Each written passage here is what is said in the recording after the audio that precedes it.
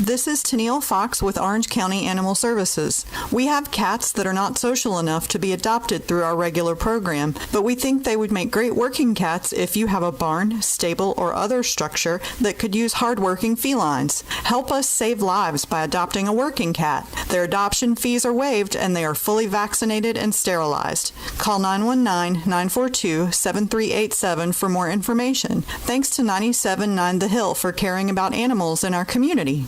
Wake up weekday mornings on 97.9 The Hill. Set your alarm and tune in from 6 to 9 for This Morning with Aaron Keck. All your local news, plus fun conversations and all the best music. Aaron's got everything you need to start your day. Tuesday morning on This Morning, I'll be back here in this chair to keep you caught up on local news, sports, traffic, weather, and more. Plus, as always, another round of Adopt a Pet at 8:30. That is next time on This Morning with Aaron Keck right here on 97.9 The Hill.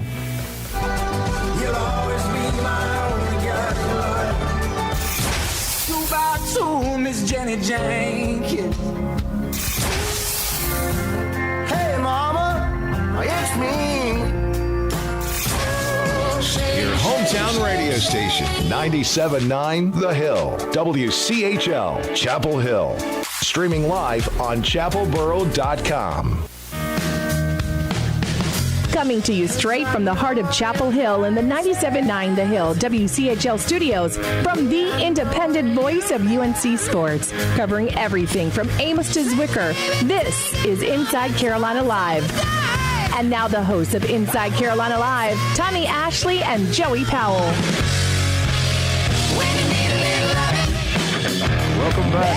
Inside Carolina Live, January 15th. Second episode of 2022. I'm your host, Tommy Ashley. Joey Powell is not here. He's in some sunny land with beautiful weather and clear water. I'm joined by Gregory Hall and Isaiah Lucas, Inside Carolina fame here. I'm the old man in the room. AJ's the second oldest man in the room. And then we've got the young guys that are going to send us out to pasture one day when they get good at this stuff. Gregory Hall manning the IC Live camera here. If you're listening on WCHL 97.9 The Hill, you can check us out on YouTube stream and also Facebook stream, right, Gregory? Yes, sir. So check it out. Get to see our pretty faces, see WCHL studios, see how AJ runs the ship here. A lot of news, boys.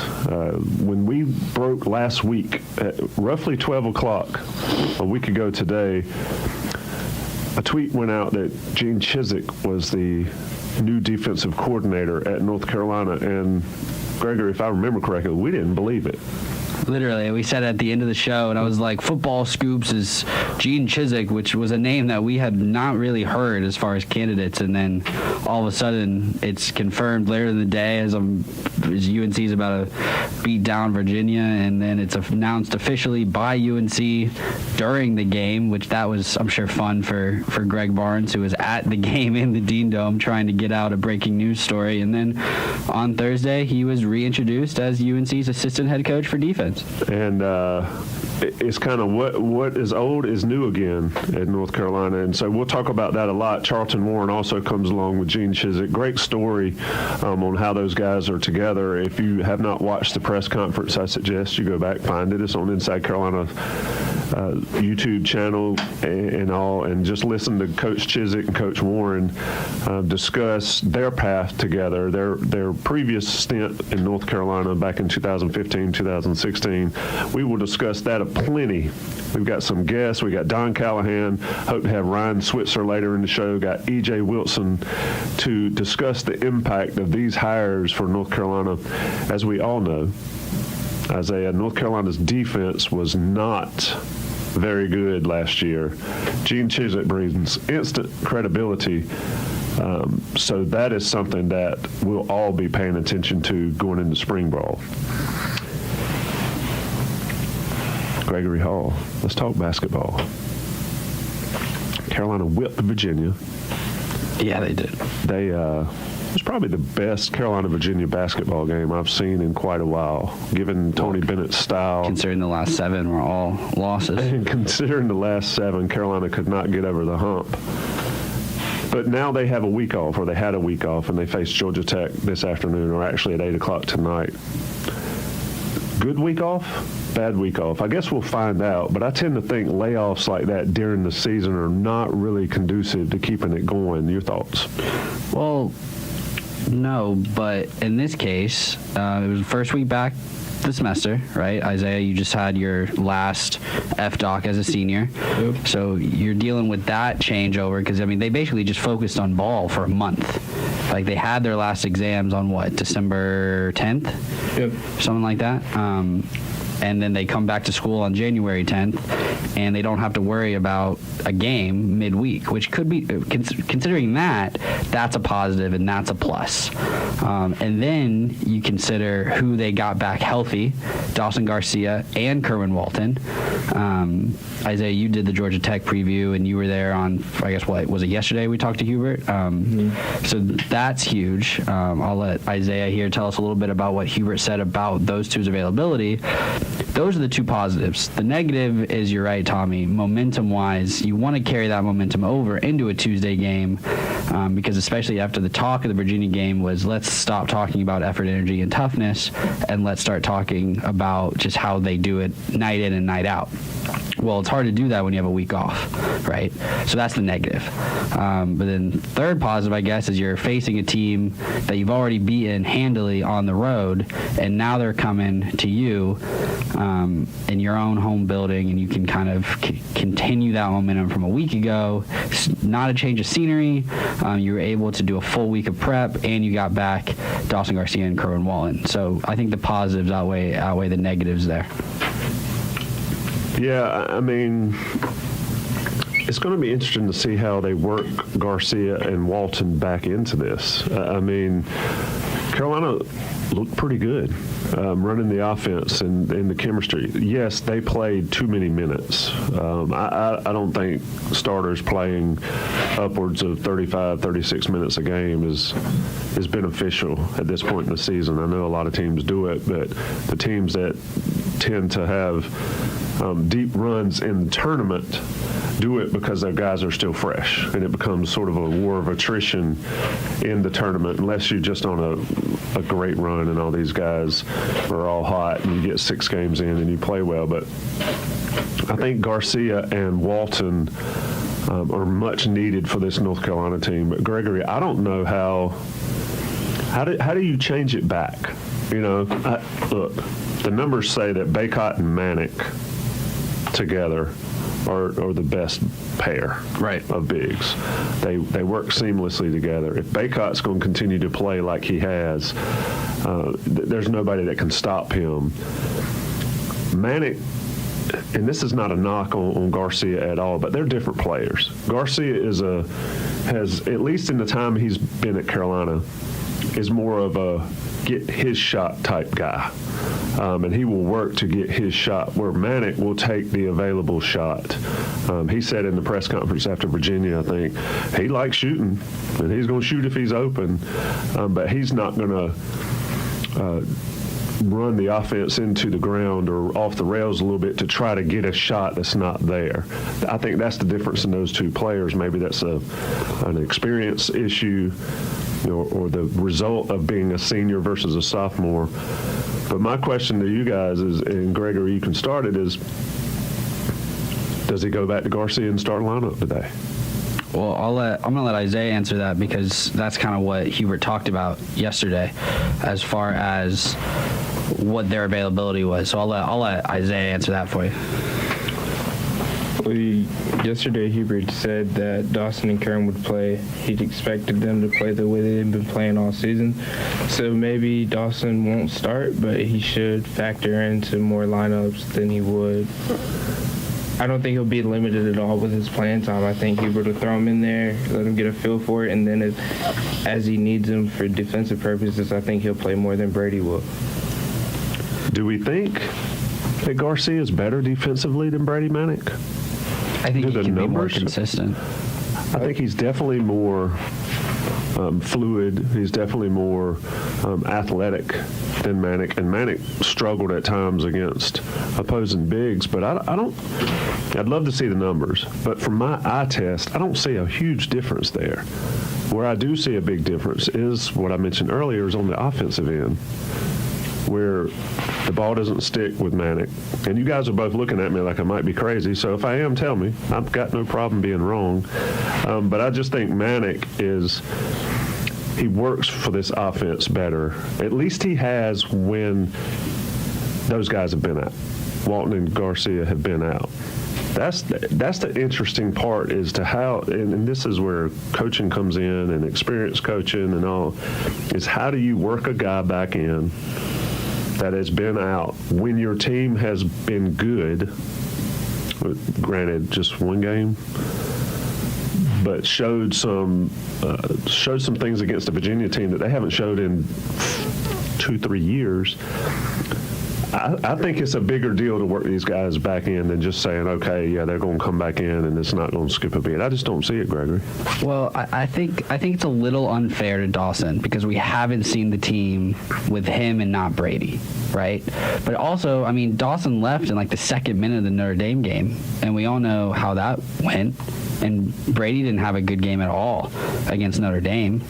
I know the team didn't as a whole, but still, I mean, you look at defensively, and it's just, I mean, how many times did he leave Leshevsky open, right? And it not necessarily wasn't always his assignment, but it was his assignment a lot of the time.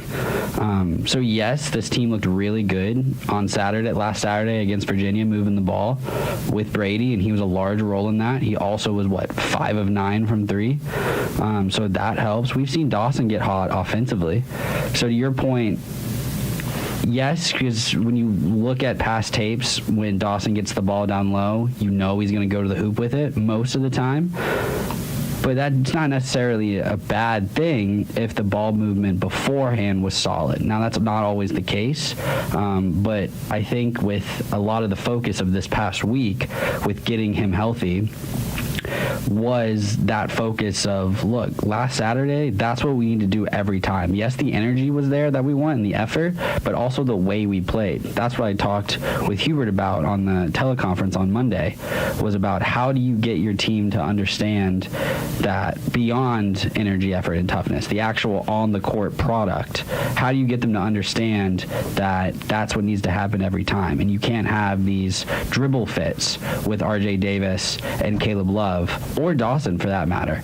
Now, the question wasn't directed about Dawson, but it applies to everyone, right? And same with Armando. I mean, that's what, over the offseason, what Hubert talked about with Armando was, and the bigs, was, look, you get that ball, one move, one pivot, you go up. If it's not there, you pass it out. Because then that's what we saw a lot against Virginia. If Armando had his one pivot and he went up and he was scoring, that's how he got 29 points. But if he didn't, he was passing it out to Caleb. He was passing it out to Brady. Open shooters. That's the ball movement. So that goes to everyone, right? Dawson gets the ball down low. He can't catch it in the high post and expect to get to the rim every single time. If he catches it in the high post, look for quick turnaround, Kobe-style jumper if it's there, if that's what you want, because he has the length over a majority of people guarding him. So I think that was the focus with getting Dawson. And I haven't even mentioned Kerwin. I think it's a completely different conversation of how to get Kerwin back in the game just because he plays a different role. And it's the same conversation for Kerwin that we've had kind of all season about his disappearance and how he needs to get back. So as far as getting him back in, I think it's the same way before COVID, right? It's he needs to be more active off the ball, and with that ball movement that they saw that they can do on Saturday, he needs to see that he needs to constantly be in motion, work off screens, whether it's the elevator screens at the top of the key, whether it's just coming around the wing, to then either catch and shoot or catch, dribble, and then get a shot up, things like that. So let's get to who I think is probably the most important player. I don't know if it's most valuable, but to me it's Caleb Love.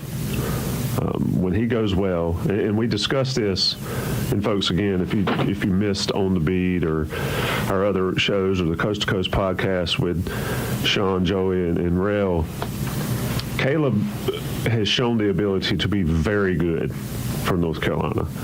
What he needs to continue to work on is the ability to be a difference maker if he's not shooting well.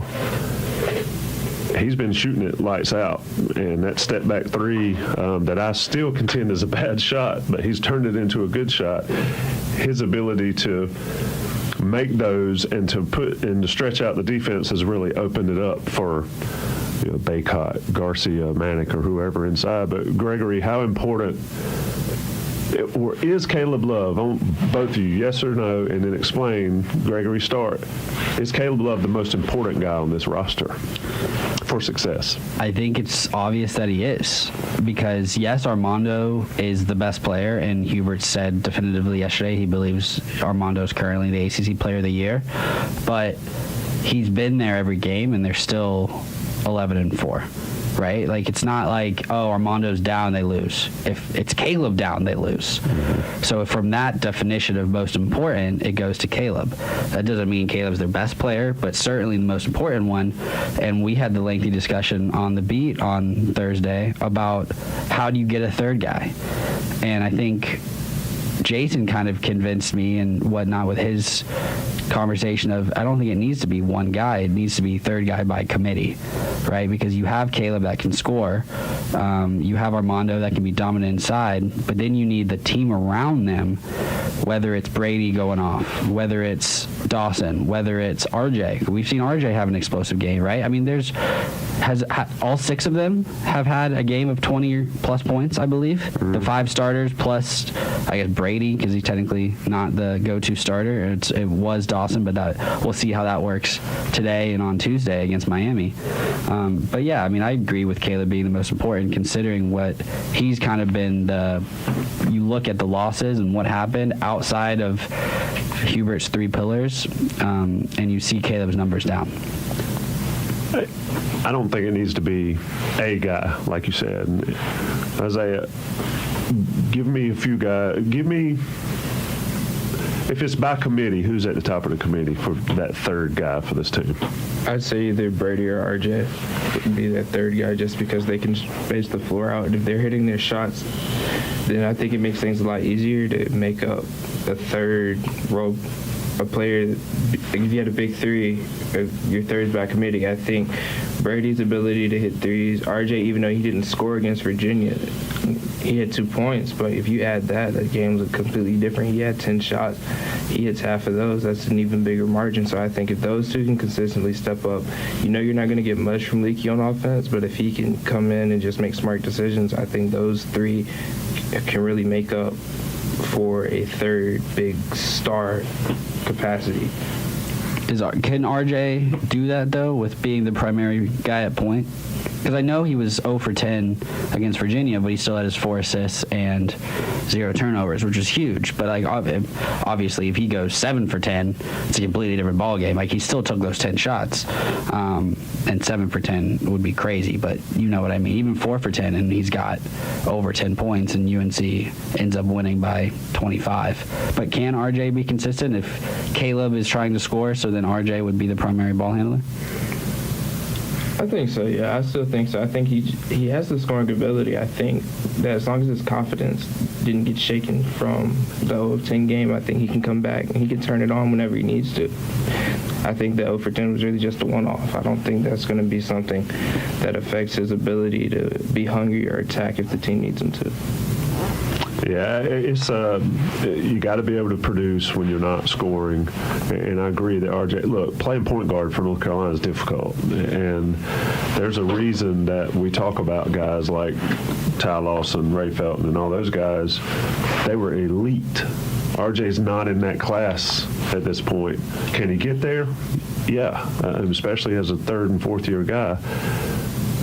But doing the job of a Carolina point guard is difficult enough, and then you add in the fact that if he's needed to score, it puts a lot of weight on his shoulders.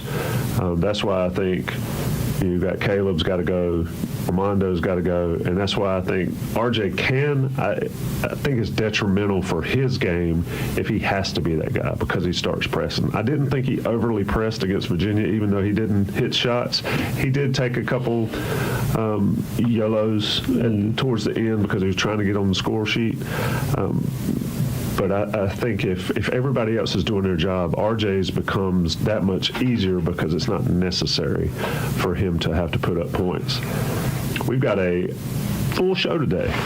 After the break, we're going to come back with Don Callahan to discuss the addition of Gene Chizik and Charlton Warren and how that affects recruiting and what's going on with recruiting.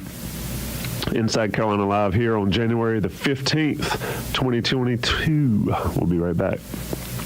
This is Greg Overbeck for the Chapel Hill Restaurant Group. Now is the time to get a great paying job if you know you'll be looking for work in the near future. It's no secret hospitality businesses are looking for employees, and we're no exception. But don't wait until state and federal assistance ends to look for good employment options. We're proud that we're known in the restaurant community for offering the highest wages and best benefits, so come to any of our restaurants and apply today. We have openings for both kitchen and front-of-the-house employees, and experience is not required. Visit chapelhillrestaurantgroup.com today. Hello, Tar Heel fans. I'm Robbie Oakes, Managing Director of CIMG Residential Mortgage. As a Chapel Hill native and a UNC grad, I am proud to lead Chapel Hill and Durham's #1 mortgage lending team, so we can help you buy or refinance here locally or anywhere from the mountains to the coast. Last year, my team helped 1,500 North Carolina families refinance or buy the home of their dreams. Find out how today. Visit CIMGINC.com for details. CIMG, lending on a first-name basis. Go Heels! Hello, friends. This is Mark Pons of Chapel Hill Tire. With full-service auto repair for all domestic and import models, let Chapel Hill Tire be your partner for road tripping to the beach and mountains. To make your car repair experience painless, we continue to offer free pickup and delivery service. Visit the chapelhilltire.com appointment scheduler. Choose pickup and delivery. With 9 locations now serving the Triangle, Chapel Hill Tire wants to help you drive happy, Chapel Hill. Welcome to the Small Surprise Spotlight, presented by Alamance County Visitors Bureau. We're uncovering hidden gems in Alamance County that might be closer than you think. Main Street Cake, right down the road in Burlington, is the sweetest little shop full of tasty treats created just for you. They offer classic cakes, cupcakes, pastries, brownies, cookies, and customized treats for any celebration, big or small. They've created delicious and unique recipes for cakes and cupcakes like maple and bacon, PB&J, caramel macchiato, marble cake, lemon blueberry, butter pecan, and so much more. Valentine's Day is right around the corner, and whether you're celebrating with a loved one, a Galentine, co-workers, or family, Main Street Cake is the perfect dessert for you. Stop by and see them on South Church Street in Burlington or online at mainstreetcake.com. Thanks for tuning in to the Small Surprise Spotlight, presented by Alamance County Visitors Bureau. To learn more about this month's featured business in Alamance County, visit the Town Square section of chapelboro.com. Have you had your shot? Everyone 5 and older in North Carolina is eligible for a free COVID vaccine, and the Orange County Health Department is currently accepting registration for appointments. Register online at orangecountyNC.gov/get-your-shot or call 919-913-8088 any day between 8:30 a.m. and 4:30 p.m. Spanish and other languages are available. Do your part to keep us all safe and healthy.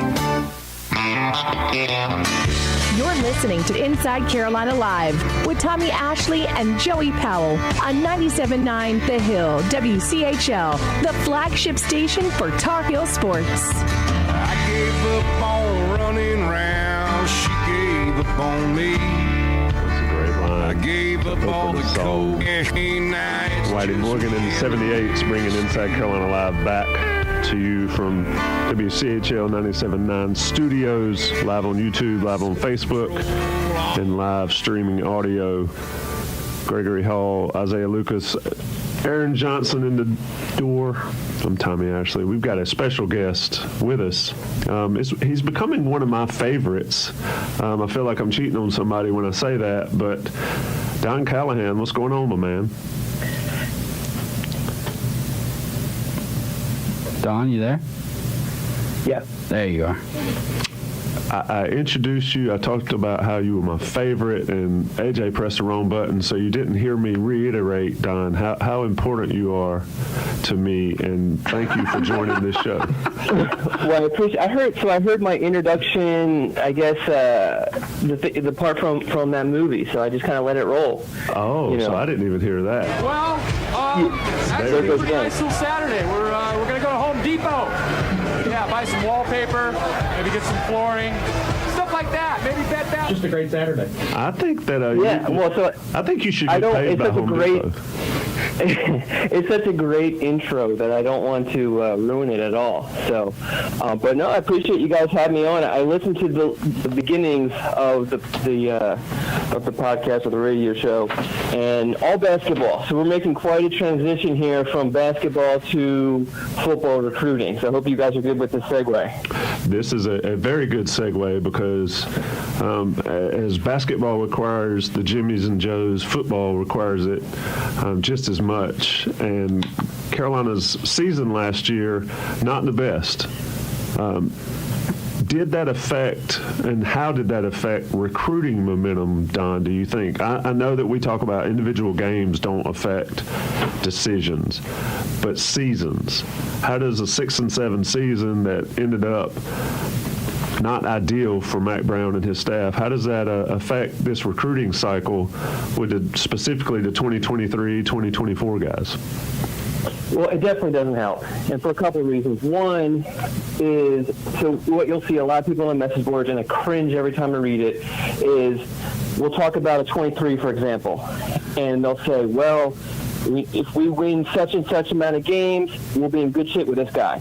Well, the problem is that kid's perceptions in North Carolina have been already basically kind of formed through the prior seasons, and his recruitment is going to be basically done by most kids are committed before the end of the summer. So basically, this coming season is not going to have it's going to have very, very little impact on the 23 class, 24 class. Well, I'm sorry, this just the 23 class.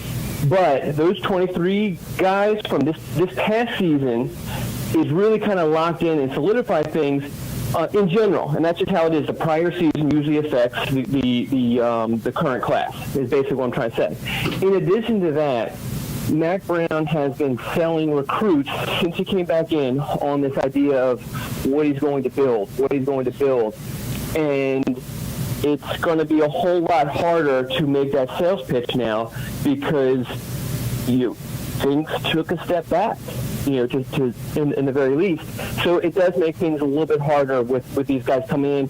And I do, to be honest, just talking to recruits, and I'm not predicting an awful class, but I do kind of feel like things aren't as promising as they might have felt this time last year with the prior class. Yeah, I mean, it's an important take, and the reality is that kids pay attention to the product on the field, and Mac Brown is one of, if not the best, at selling hope and selling that you can come and be a part of something big. But if it doesn't show up, or if it shows up negatively, like a game like South Carolina, or a game like how NC State ended, or some of the others that we talked about way too much, kids pay attention. Don, in your experience, and I know this is I don't know if this is even a question you can answer. Guys always talk about, remember, of course they want to come here because remember what Julius Peppers did at North Carolina. I mean, they know what Julius Peppers. How far back does a high school recruit's knowledge and direct knowledge of whatever team is recruiting them go? You know what I'm asking? Like, yeah. I don't think it goes nearly as far back as we think. I mean, Tommy, you have boys, and you can probably talk to them and get a feel for just how far back they remember certain things. Your boys probably don't remember Julius Peppers. I'm sure once you kind of, and I'm sure this happens a lot, is they explain. When a defensive end or a pass rusher comes to North Carolina, they explain, this is Julius Peppers, this is what he's done. And I'm sure it's very, very impressive. But, I mean, how long ago was it Julius Peppers played in the NFL? And it was even much longer before all these kids were born, really, that he played at North Carolina. So these things, and kids nowadays, and I have teenage kids, their attention span is so short, and what they remember is so short. So really, you're only talking about a small window of what each of these college teams and these players have done for these high school teams. And you got Gregory there. I mean, he's what 2 years out of high school? So, he can kind of He's got a peach fuzz on his face now, so he's a little bit older. He's actually graduated from Carolina, so he's growing older in front of our eyes. Yeah. So let me ask you about Gene Chizik and Charlton Warren, specifically how they were on the recruiting trail back when they were here just 7, 8 years ago, or 6 and 7 years ago. We've all heard the Chizik story is that he was not completely in then, and that's going to be different this time. But Charlton Warren has the reputation of being a very, very good recruiter. What do you remember about those guys at North Carolina and how they recruited and how they affected recruiting when they were here before? Well, in my weekly scoop, I called Warren a recruiting workhorse, and the best stat I can pull out to support that is that in his first class at North Carolina, I believe it was 2017 class, I think, or I'm sorry, 2016 class, UNC signed 26 recruits. 9 of them he was the primary recruiter on, which is a really high number if you kind of just look back at the years and just what the breakdown usually is. And then he also signed a good amount of guys in the next class, and then after that he left North Carolina. So, but he's a guy who is really good with establishing relationships. He's very impressive to speak with. You can feel the Air Force education from him. He has that. You know how it is when you talk to somebody who's been in the military for a long period of time. They just have that air about them. He has that. Super smart. And just works really hard on the recruiting trail, enjoys it, which is important. As you mentioned, Chizik wasn't nearly as involved, but that's, coordinators in general aren't as involved as the position coaches, but because of Chizik's family situation at that time, I think his youngest son was still in high school, and I think his twin daughters, maybe they were in college. I might be getting some of this stuff wrong, but he obviously wanted to be there for a lot of his family stuff. And for those who have kids, you can understand that. So he was kind of in and out. And if I remember correctly, I think he even missed like a junior day or some other recruiting events during his prior tenure. Things have changed with his family dynamics since then. I think his youngest son now is playing football at Furman, so it's a little bit different now. So I guess the expectations is that he's going to be a little bit more involved. But really, in all honesty, you're not bringing in Chizik to recruit. You're bringing in Chizik to fix the defense.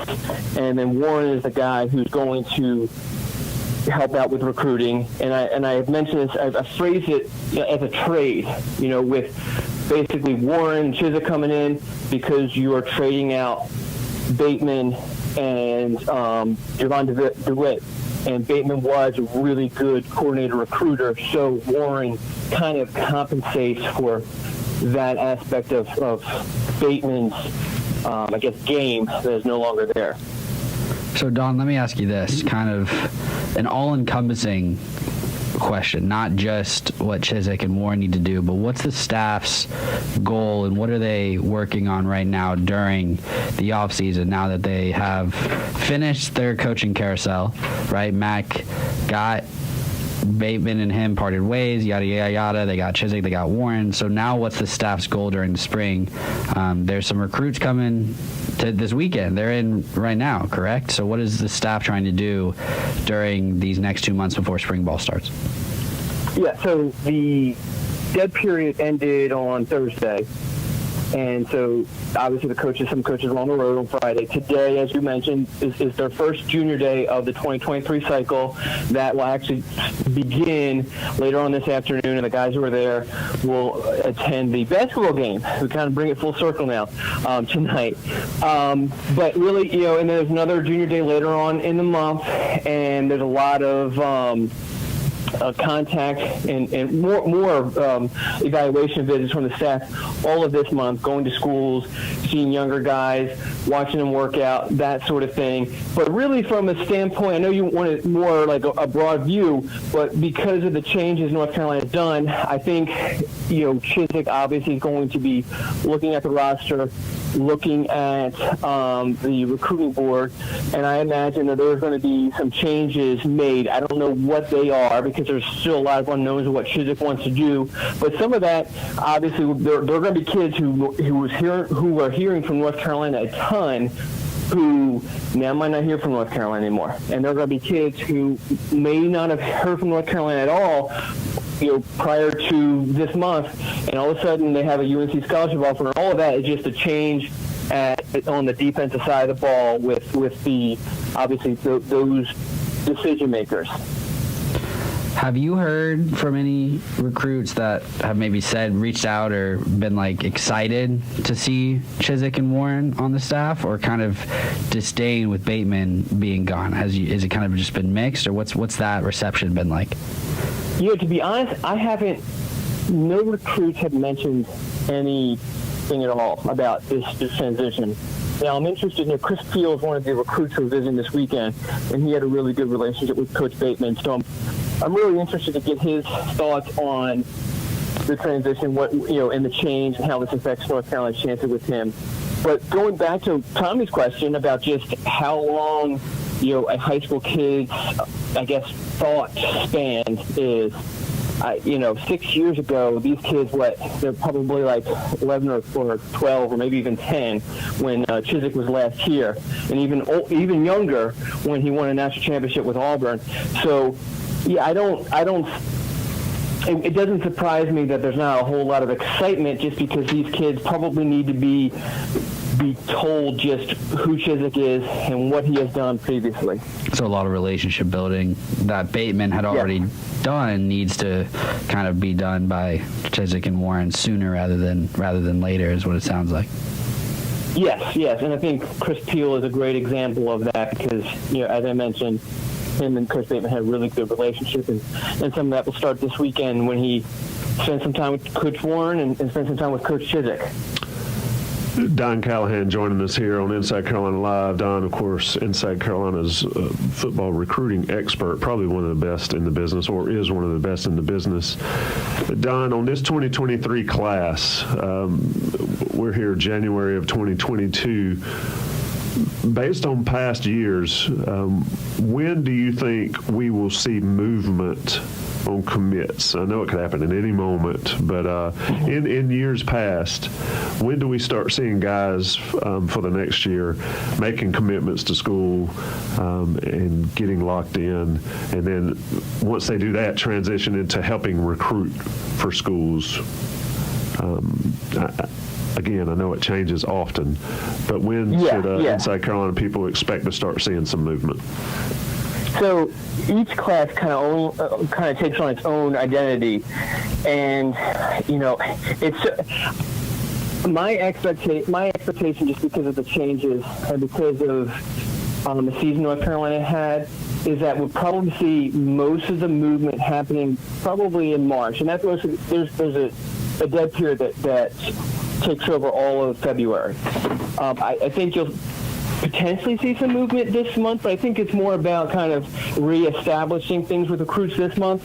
But I think you'll see a lot more in March when they have a lot more. There'll probably be some sort of recruiting events, maybe quote unquote junior days, but you'll probably see more individualized visits, and those tend to have a greater success at producing verbal commitments as opposed to the big junior day visits.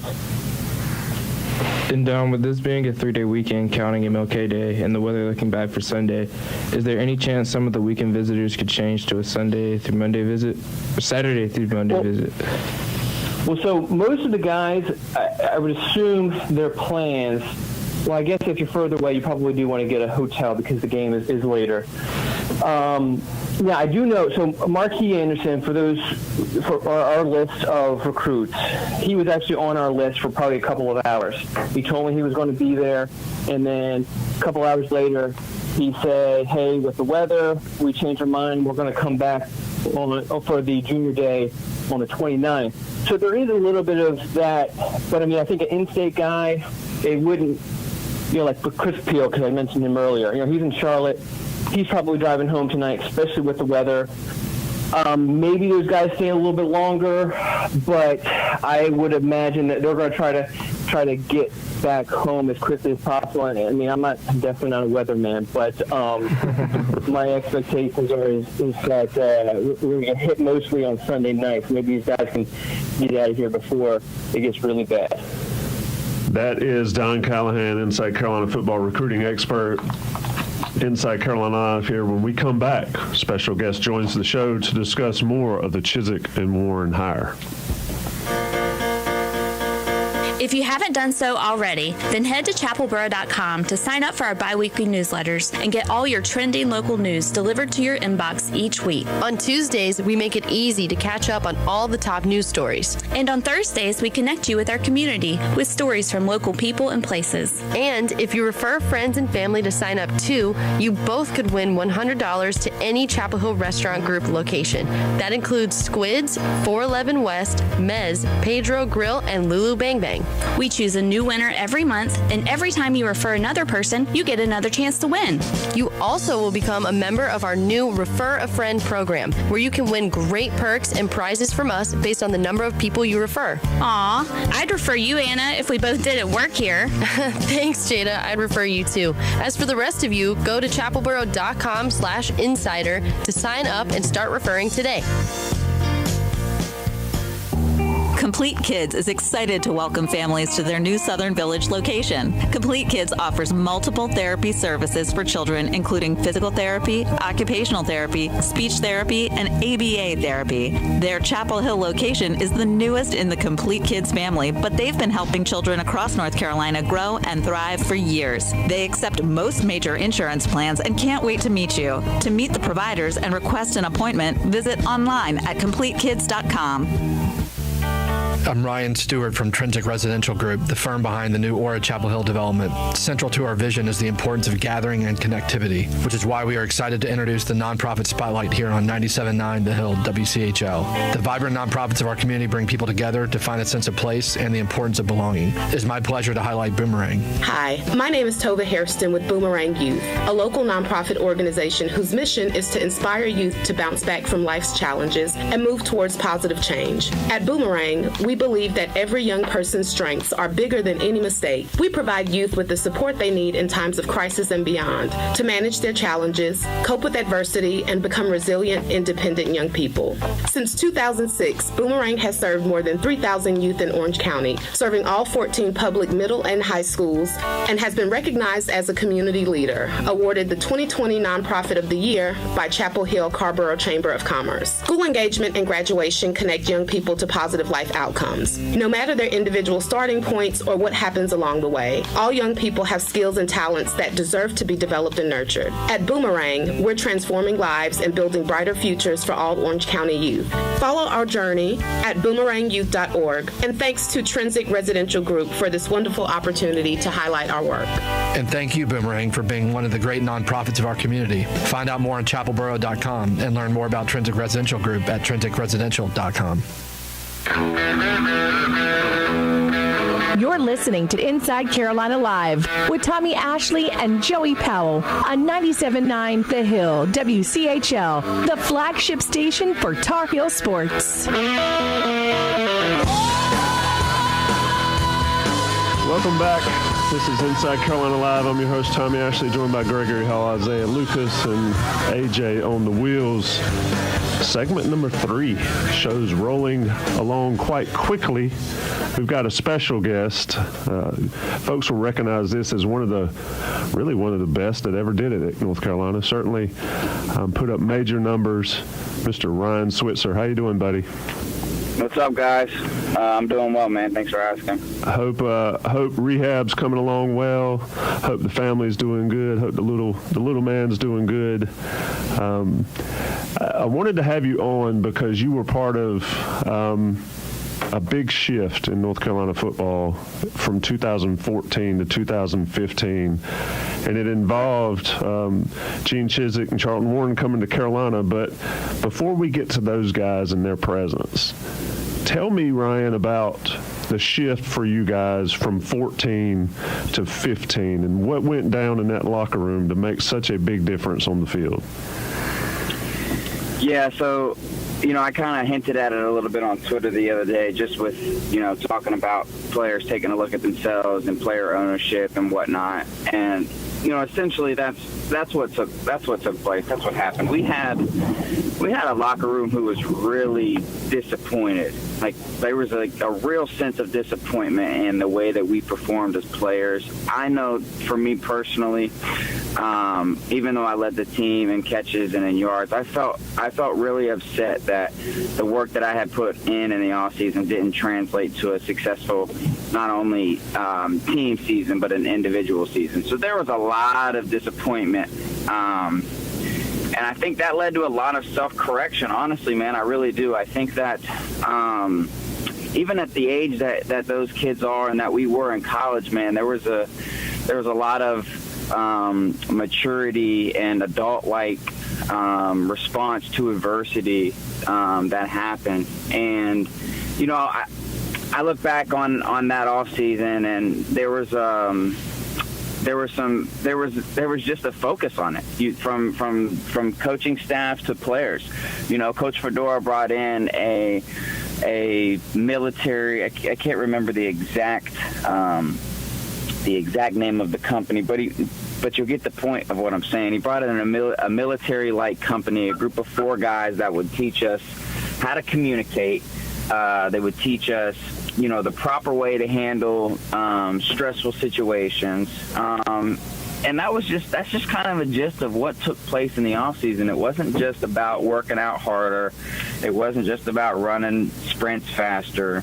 It was about creating a bond through adverse situations and learning to, adapt to those. And it sounds like a lot, but it's very, very fixable. It's something that it seems, at least with this 2021 Carolina team, it seems very similar in some of the things that we experienced as a 14 team. Yeah, and that's the interesting thing here is the similarities are 100% there. Describe the importance of having a player-led team versus a coach-led team. Mac talks about it all the time. Most coaches talk about it all the time. And you can have the greatest coach that's ever done it. But if you don't have the player-led side of it, describe as a player how important that is for you guys. Well, it's huge, and being on the pro side of it for the last 5 years now, I mean, you really understand it. If you need any extra motivation, if you need any coach-driven, I got to do this, I got to do that. At this level that I'm at, you'd just be fired. It just gets you out of there. Like, they don't have time for that. So it should translate, to the college level.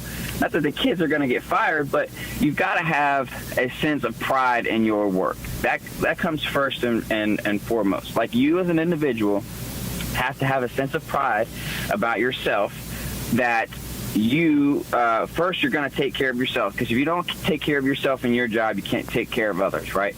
So you got to first take care of yourself, but then you got to be a guy who holds others accountable by not only doing the right things on and off the field and handling your assignments and your alignments on the field correctly, by getting others involved, right? And the player-led aspect of it, great teams are player-led, and that's 100% fact, because the coaches can send the call, the coaches can put you in the right spot, and sometimes the coaches might not even put you in the right spot. But you got to be able to make it happen. Like, the players are the ones that are out there making it happen, and that is true today as it was back, when they first invented this game. So I believe that, yes, you have to have a figurehead or figureheads in the building who these kids can look up to and who know that they got their back. But ultimately, the kids have to have a sense of pride in what they're doing in order for, this ship to sail in the right direction. Ryan, Gregory here. Thanks for joining us. I'm just curious what you think Charlton Warren and Gene Chizik's role will be now that they have been hired, and obviously Jay Bateman, parting of ways, that's how Mac put it and whatnot. But what do you think their immediate role is? Is it to just remind the guys of everything you just said? Because it's not like they've never heard that before, right? So how do they kind of get that into the locker room and have a similar change to what happened during that offseason between 2014 and 2015? Yeah, I believe that I don't know how much that will be spoken about the 14 off season, but honestly, there doesn't need to be much talk about it. It's a brand new team, it's a new staff, it's a new set of players. I think what Coach Chiz and Coach Warren initially are going to do, and these players are going to see it, is they're going to be challenged immediately. Like, as soon as that first meeting with Coach Chizik happens and Coach Warren happens, and these players hear what's about to come out of those two guys' mouth, these players are going to be immediately challenged. Like, there's going to be a sense of, I got to get my act together. Like, if I had it together, I got to get it even more together. If I didn't have it together, I got to get it together. Because that's what the presence of those two guys do. Chizik has got this demeanor about him, this sense of excellency about him, that when he walks in the building, his presence automatically liberates others. Like, his presence automatically brings you higher. And that's what we saw when we first got introduced to Coach Chizik, and I think the most important thing, Coach Chizik talked about it in his press conference, just he's a coach for the players. He had relationships on the defensive side of the ball, on the offensive side of the ball. He's a foundation piece that I believe that this team needed to bridge the gap from whatever the disconnect was, in this 21 season. He's going to have both of them, Coach Warren and Coach Chizik, are going to have a tremendous amount of talent to work with. Everybody can say that, right? I mean, everybody knows Carolina has got the talent. They've got the talent now. They've got the talent coming in. Coach Brown and his staff have done a phenomenal job recruiting, and now you just have to have the right people to set an example. Chiz will set that example. I promise you, he will set that example verbally. He will set that example physically, and he will demand. He will demand excellence, and he will get the most out of those kids. That was probably my most the reason I was most excited about this hire, is because Gene Chizik, his presence, illuminates, and he brings the best out of individuals, especially those 18 to 22-year-old kids. And you weren't the first to reach out to him. That was your old teammate Mitchell Trubisky. But you did. Oh no! I gotta take credit. I was the first. Mitch asked me for Chiz's number. Oh, well then you're gonna have to tell Chiz that, because he's telling us it was Mitch. No. Mitch and I had called, and he was like, "Hey man, you gotta send me Coach's number." I was like, "I got you." So I did hear that in his press conference the other day. I thought that was funny. But I gotta give Coach Chiz a hard time about that.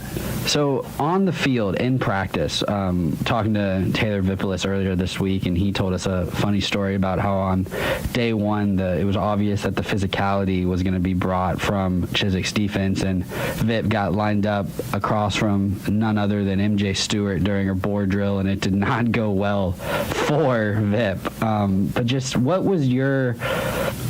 what do you remember from the changes in practice? I know you were on the other side of the ball, but could you tell anything from what Chizik was doing with the defense that was different practice-wise? I don't know how much. I don't know if there was a sense of physicality change. I mean, Vip I didn't sense that. Like, I didn't sense as soon as we stepped on the field, for spring practice or whatnot, like, oh man, like, this is just. I believe that the defense was more confident in what they were doing, specifically in their assignments. I mean, Coach Chizik brought it up the other day in his press conference. Coaches are teachers, and great teachers are great simplifiers. And that's what he did. He just simplified the system. And football is a very complex game, but to those who really know it, it's simple. And he simplified the assignments and the alignments for those guys and just allowed them to be who they are. Coach Warren brought a unique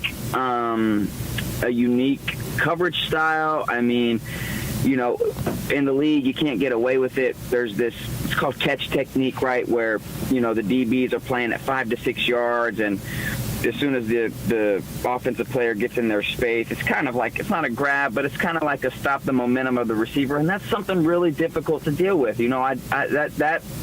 I will say that, made me a tremendously better receiver because of the things that I had to deal with in terms of the technique that those guys brought over. But I don't know if there's going to be like a huge physicality shift. I think there's going to be a big mind change shift. I think there's going to be a simplification of what I need to do, when I need to do it, and how I need to do it, which will then just bring out the best in those guys. It'll allow those guys to be the guys that they recruited and come in and just wreak havoc. Ryan Switzer here with Inside Carolina Live. Ryan, again, I appreciate you taking a moment out of your Saturday morning to talk to us. Let me ask just a next level question. For the normal person, for the Carolina football fan or a college football fan, for you, what was the biggest difference in going from college to the pro level, just on a granular level? Right off the bat, I think it's just the mental aspect of it. There's just this sense of pressure at the professional level. If you're not a fully guaranteed first round, or 6 or 7 year veteran who's on a 2 or 3 year deal, there's a sense of pressure, man. And, I came in and had a phenomenal rookie season. I was really proud of the work that I had accomplished, especially on the kick return aspect, not having did that in college and being a all rookie team. I think the first trade that I went through, the first really blindside moment of what the heck, what do you mean I'm getting traded? Like, I signed a 4-year deal in Dallas. Like, what? Why am I getting traded? I think that was when my eyes kind of opened up to the pressure of all of this and what it really means, and that your football career could really be over like that, no matter whether you thought it would be or not. There's just a feeling of comfort in college, like, okay, I'm on scholarship, or I know for a fact I've got 4 years or maybe 5 years, and even now probably more so with the fact that, okay, if I'm not playing, I could just hop in this portal, and go somewhere else where I'm wanted. So I think at least for me, I mean, I'm sure you get 100 different answers if you asked 100 different people. I think for me, the difference was the pressure aspect of it, just the fact that, it is a job now. Your performance does dictate whether you continue to play, whether you continue to get paid. Fortunately for me, I've been able to get 5 years out of it. I'm hoping I can get another 5. But I think that would be the difference in my point of view. Last question for you. Other than, I see your tweet the other day about Oculus ping pong. I'm gonna have to go buy one of those and take you up on that challenge. But playing with a guy like Ben Roethlisberger, or playing with a legend, describe that. It's hard to describe, man. It really is. I got to see a unique side of Ben, man. I really did. My wife and his wife got really close. Ben and I. Ben was, he was awesome enough to invite us into their small group, their Bible study. So we spent a lot of time off the field together, man. We did a lot of cool things, and I got to see more of the family side of Ben, more of who he is as a person, more of what he does on the day-to-day. And it's funny, when the pandemic hit, I was like, man, when am I going to train? I'm like, then out of the blue, I get a text, and he says the Roethlisberger gym will be open if you want to work out. And he's got this phenomenal gym in the bottom of his house. And I was probably over there for 5 days a week for 2.5 months during the pandemic working out. So, but from a playing aspect, man, I think the biggest thing that I learned from Ben, and again, it's gonna swing back to what Coach Chizik was talking about, is that sometimes the simple play is the best play. And Ben was just an artist on the field, man. He was it was like he had when he was at quarterback, it was like the best way to describe it is he had a blank canvas, and he was just allowed to paint what he wanted, freehand. They gave him so much free reign and so much power and play calling and this and that he was just able to go on the fly. And a lot of people don't know this, but there was a lot of times when we didn't know what Ben was going to call, or we didn't know where he was going to put us until about 10 seconds on the play clock. And then you had to read and react. That's why you just had to be on your screws so much playing with 7, because he was just so in tune with what he wanted to do and how he saw it.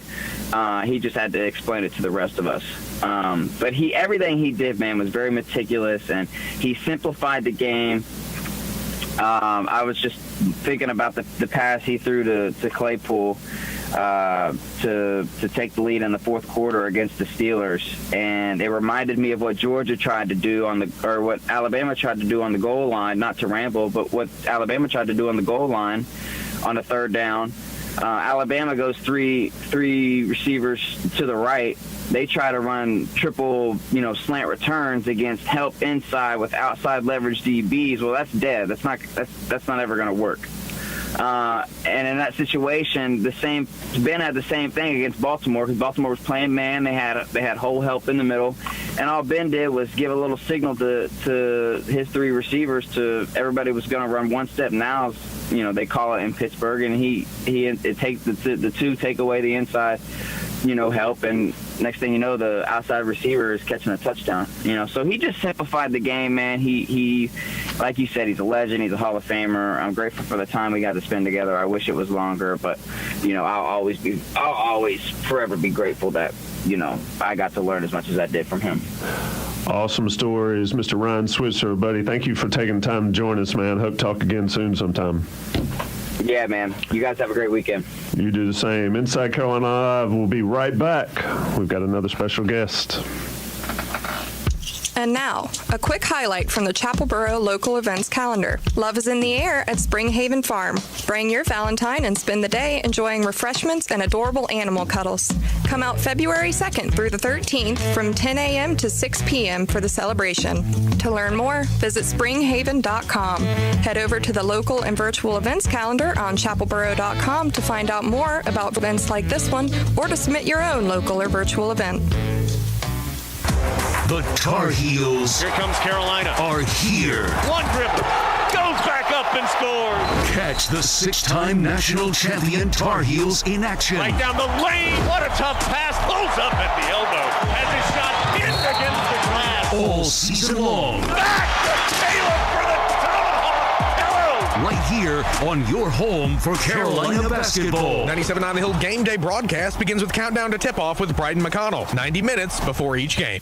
Tired of paying too much for insurance that just doesn't fit your needs? At All About Insurance, we shop your insurance with multiple carriers to get the best deal for you. Nationwide, AAA, Travelers, The Hartford, auto owners, and more. All About Insurance has got you covered whether you need auto, home, life, health, business, or renter's insurance. We can even cover your boat and motorcycle. Come see us in Chapel Hill at 1289 Fordham Boulevard. Call 919-933-4000 or visit allaboutinsurance.com. One call, we can shop them all. We know all about insurance, so you don't have to. Untangling your headphones, finding the right remote, saying goodbye to your favorite shirt that hasn't fit in 10 years. Why are simple things sometimes so complicated? Thankfully, with Auto Owners, insurance doesn't have to be one of them. Auto Owners works with independent agents who live in your community and answer when you call, so you can worry about more important things, like finding a new favorite shirt. That's simple human sense. Ask High and Rubish Insurance Agency in Chapel Hill at 919-913-1144 if Auto Owners make sense for you. If you're more than someone who just checks the scores, I want to introduce you to the place for Tar Heel sports discussion, analysis, and breaking news. Inside Carolina has been the center of the Tar Heel sporting universe for over 20 years. With a team of the best UNC sports reporters around, unrivaled insight, and a vast message board community for round-the-clock discussion with other Tar Heel fans, your game day begins and ends with InsideCarolina.com. Are you in the Chapel Hill area and looking for a job you'll love? Wegmans in Chapel Hill is now hiring. We are hoping to find passionate individuals interested in various departments throughout the store. Wegmans is ranked number 4 on Fortune magazine's list of the 100 best companies to work for in 2021 and offers incredible benefits including competitive pay, flexible scheduling, affordable health care, and so much more. Come see what makes Wegmans different and learn how you can love what you do by visiting jobs.wegmans.com. This is 97.9 The Hill. I love you guys. I listen to you guys all the time. WCHL, Chapel Hill, and streaming live on chapelboro.com.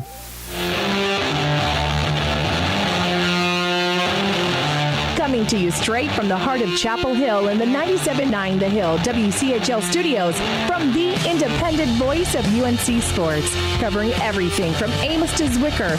This is Inside Carolina Live. And now the hosts of Inside Carolina Live, Tommy Ashley and Joey Powell.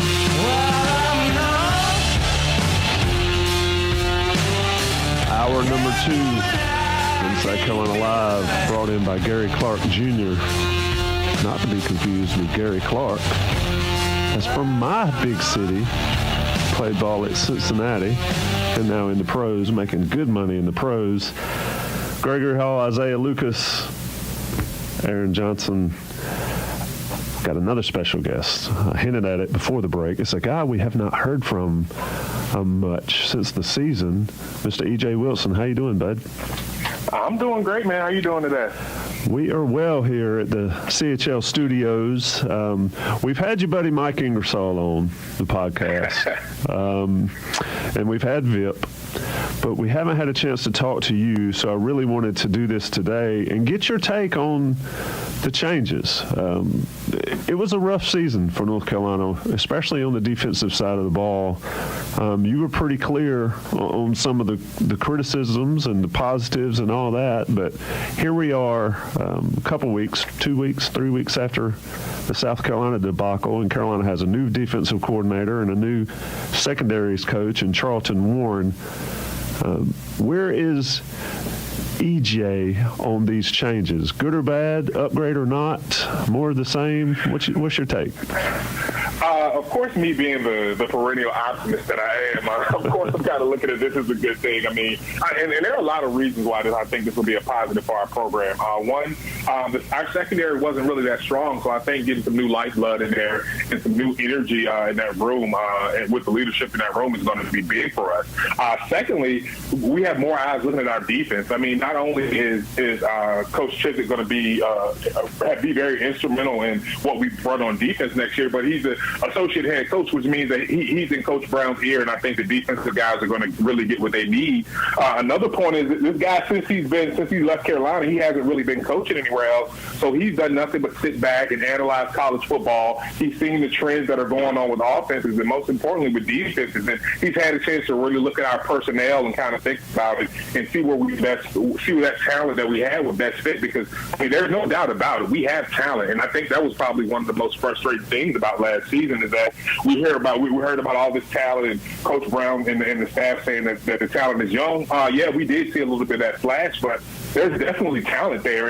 And another point why I think is going to be great is that Charlton Warren, he comes in already being a heralded recruiter. So I think all these things added together with the new excitement that comes when you kind of bring in a new regime is going to be good. It's going to be good for these players. I think that nobody came out and said it, but you could kind of see that these players seemed like they were kind of getting burnt out and like more of the same. Like they kind of bought into the system a little bit in year 2, but this year it just seems like guys were kind of out of position and kind of doing some of those mental errors and bad technique that we've been seeing before. So it's like I've been saying, it's like some of those games just a microcosm of what's been going on in this program for years. So hopefully Coach Chizik and Coach Warren can come and change that for us. Yeah, I certainly did not see the South Carolina performance coming, and it was clearly a disinterested, to put it lightly, performance from most all of the team, but especially some of the guys on defense. Chizik comes in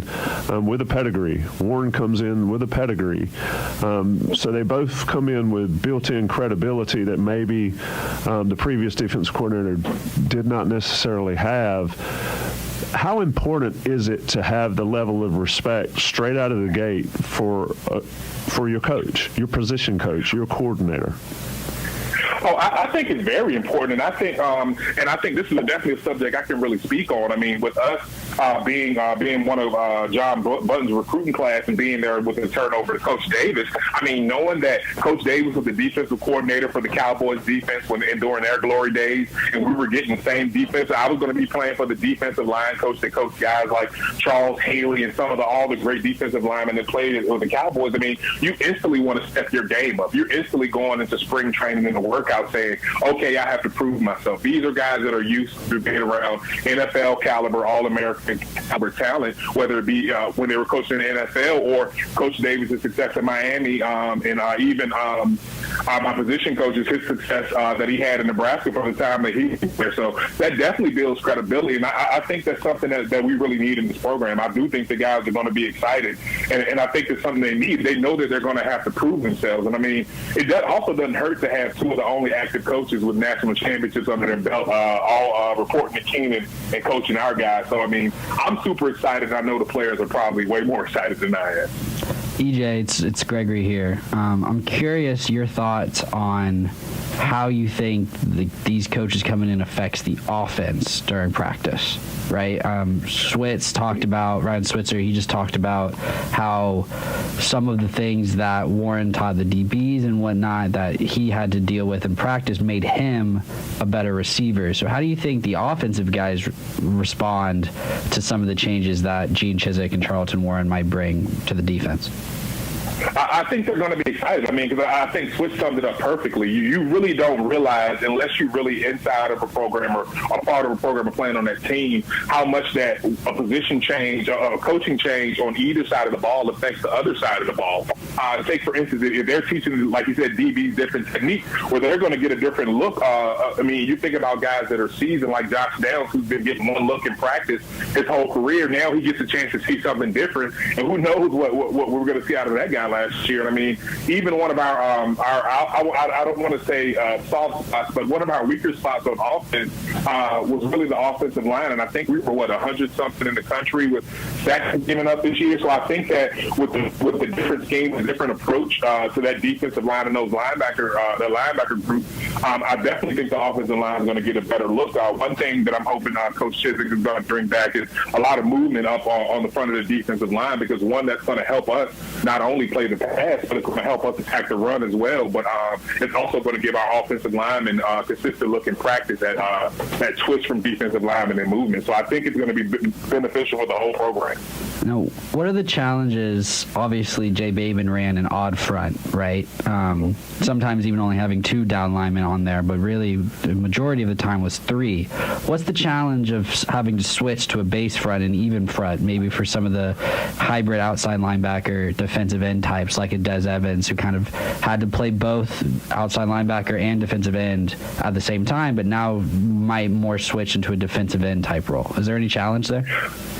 Oh, there's definitely some challenges, but I think the size that we have on the outside at the outside linebacker position is going to neutralize some of that. I mean, these guys are kind of used to playing with their hand in the dirt. Guys like Chris Collins and some of the other talent that we have on the outside. So I don't see as much. I don't not worried as much about that.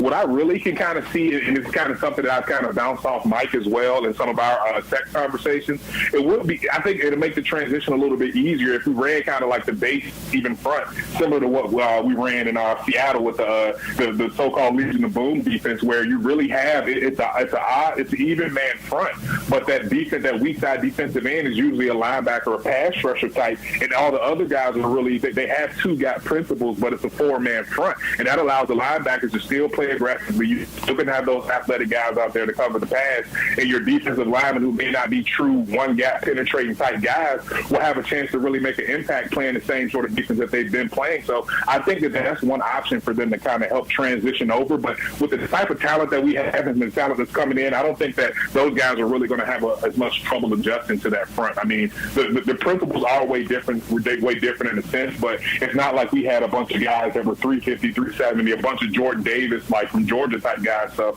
the guys that we have in there are agile. I mean, Miles Murphy, I definitely excited about what I'm going to see from him next year, especially. I definitely think that he has the type of talent to have a all ACC, first team all ACC caliber season. So really excited about what they're going to bring. EJ, when we talk about Charlton Warren coming in, he's going to be the secondaries coach, which is all-encompassing back there. And, of course, Dre Bly will be working individually with the corners. How important is it to have that type set up? I know that a lot of teams, they have different positions in different meeting rooms and all that. I just think it was pretty evident during the course of the season that the secondary struggled with being on the same page. Charlton Warren's impact in that regard on that unit, the defensive backs in total, I would think that possibly could be immediate, an immediate effect. Your take?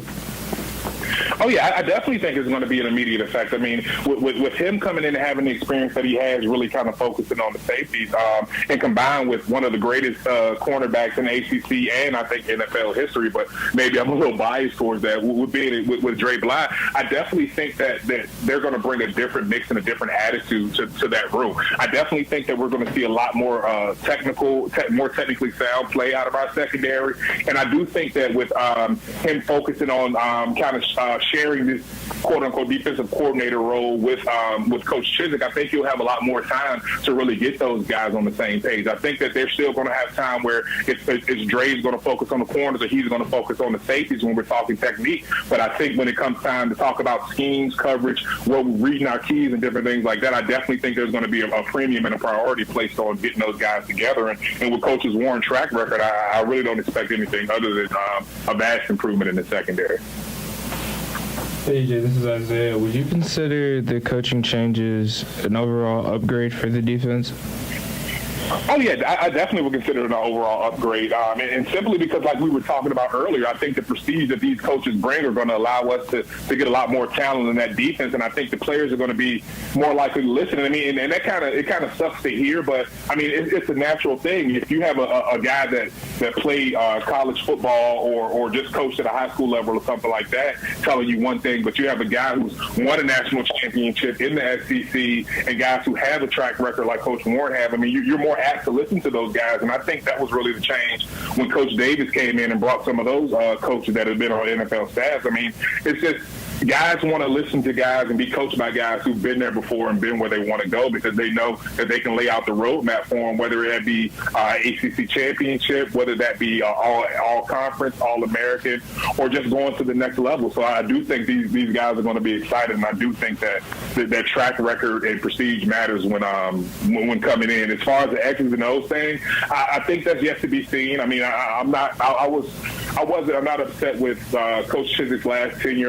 Definitely wish he'd have got a longer chance to really develop and get the type of players in the system that he wanted. So I think that he feels like he's coming back feeling like he has something to prove, and we can only be excited about that and be hopeful that finally we can get a change in our defense.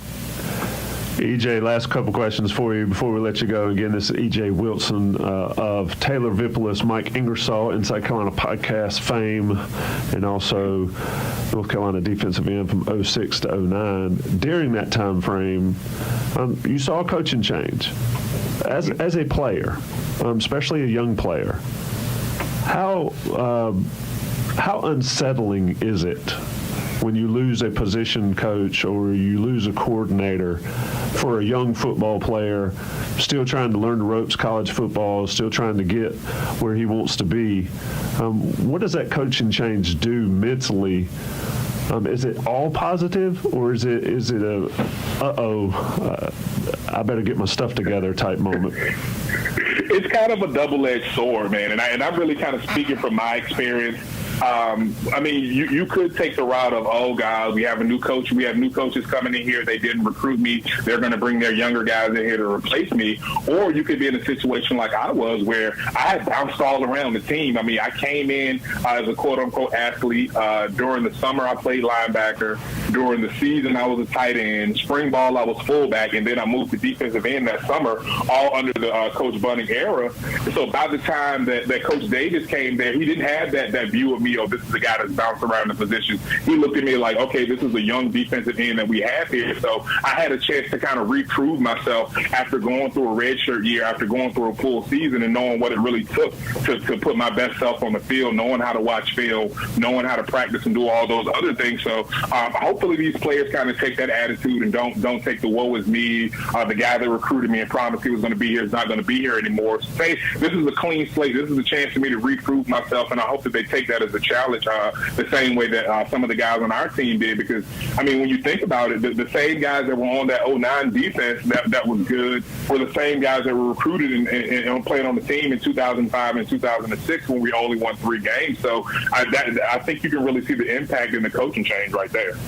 That is the deal for this North Carolina team right here, going from 21 to 22, the 100%. Impact of a positive coaching change. EJ, my friend, appreciate you taking the time to join us on a Saturday morning. Always a pleasure. Hope to talk soon. Oh, no problem, man. Enjoyed it. This is Inside Carolina Live. Gregory Hall, Isaiah Lucas. I'm Tommy Ashley. We'll be right back. Take your questions. Inside Carolina mailbag after the break.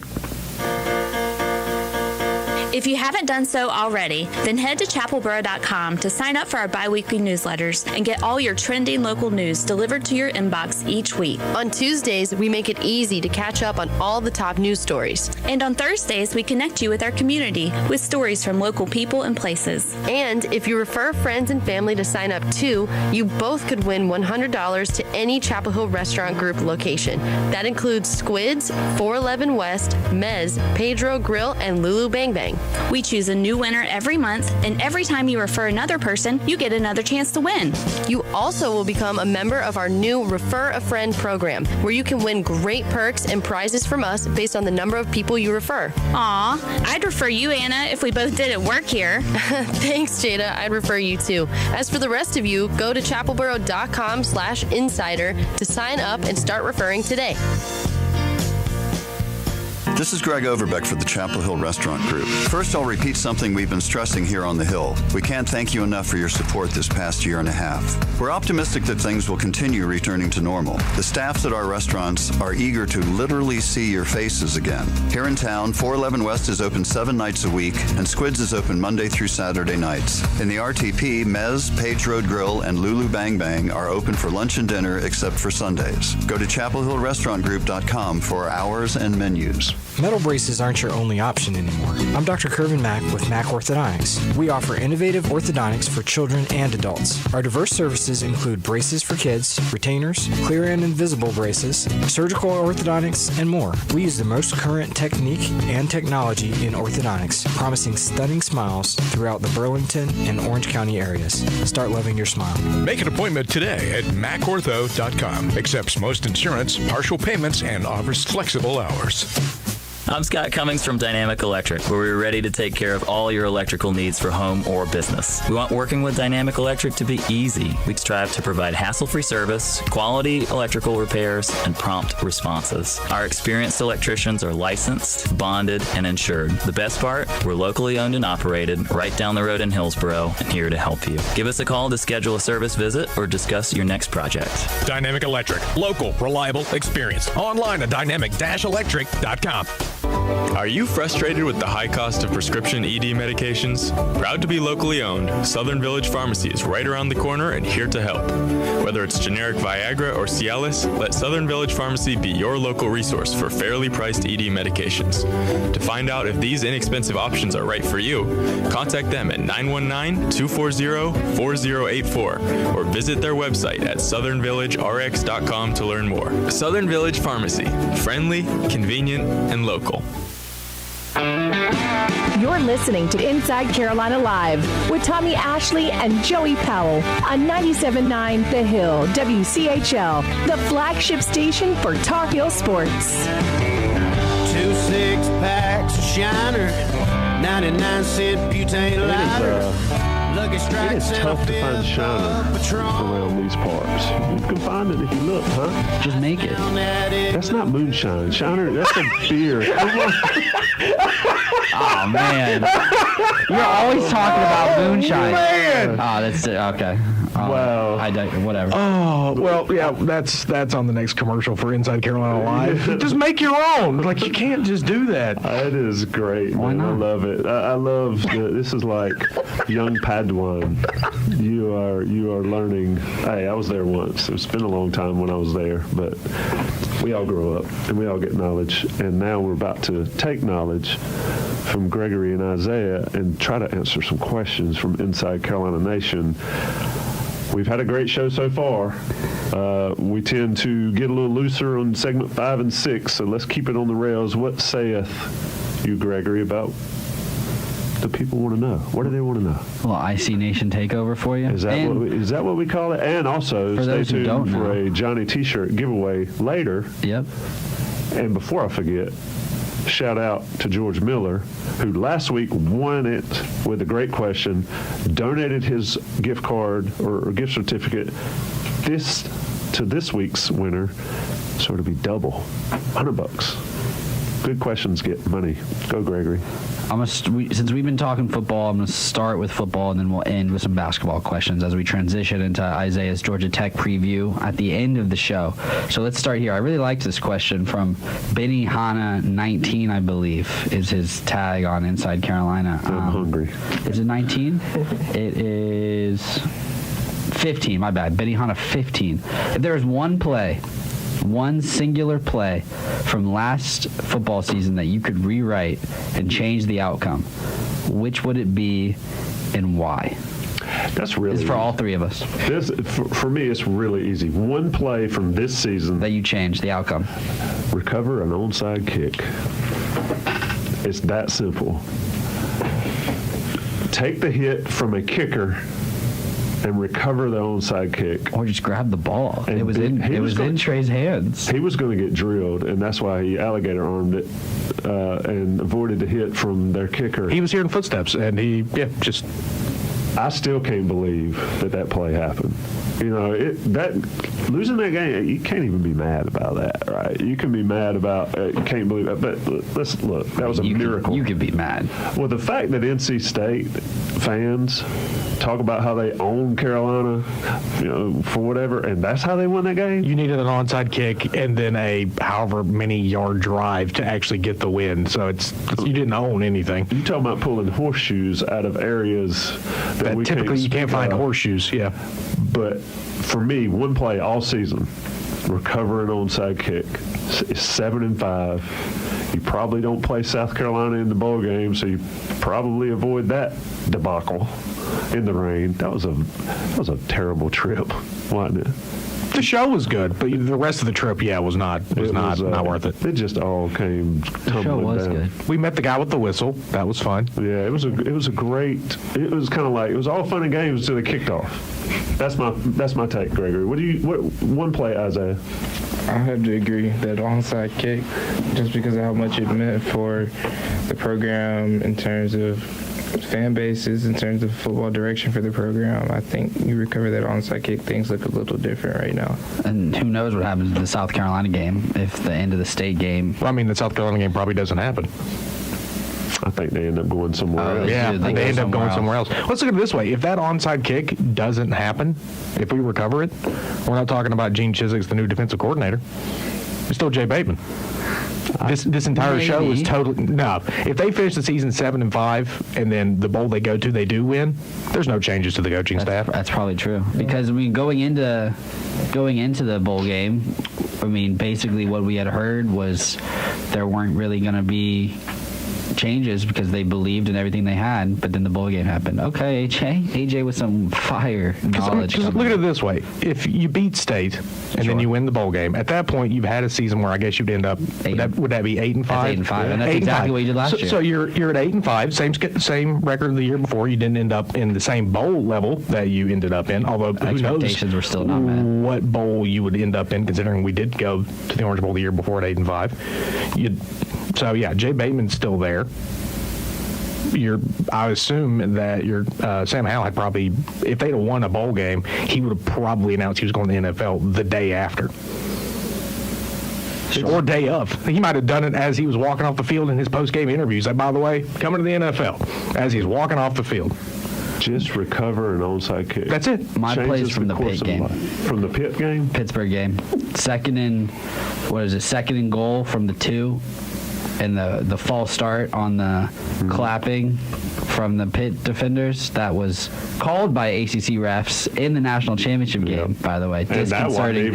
It wasn't. He was going like, for those watching, he was crossing his wrist doing an X, and it wasn't even clap out. ACC refs, man, I don't understand. That's what I'm changing. Not necessarily, well, one, the false start, but two, just getting into the end zone from first and goal at the 2. Well, they did that. You could say that in the NC State game too. Yeah, it's true. But that's what I'm changing. If you could change one play from the Pitt, if you could change one play from the Pitt game, it's not even a play. It's take the ball when the hurricane's coming.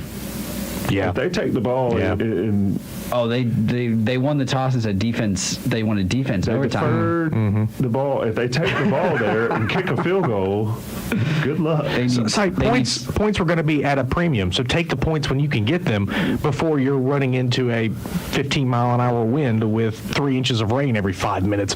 They need Sparky Woods on weather duty.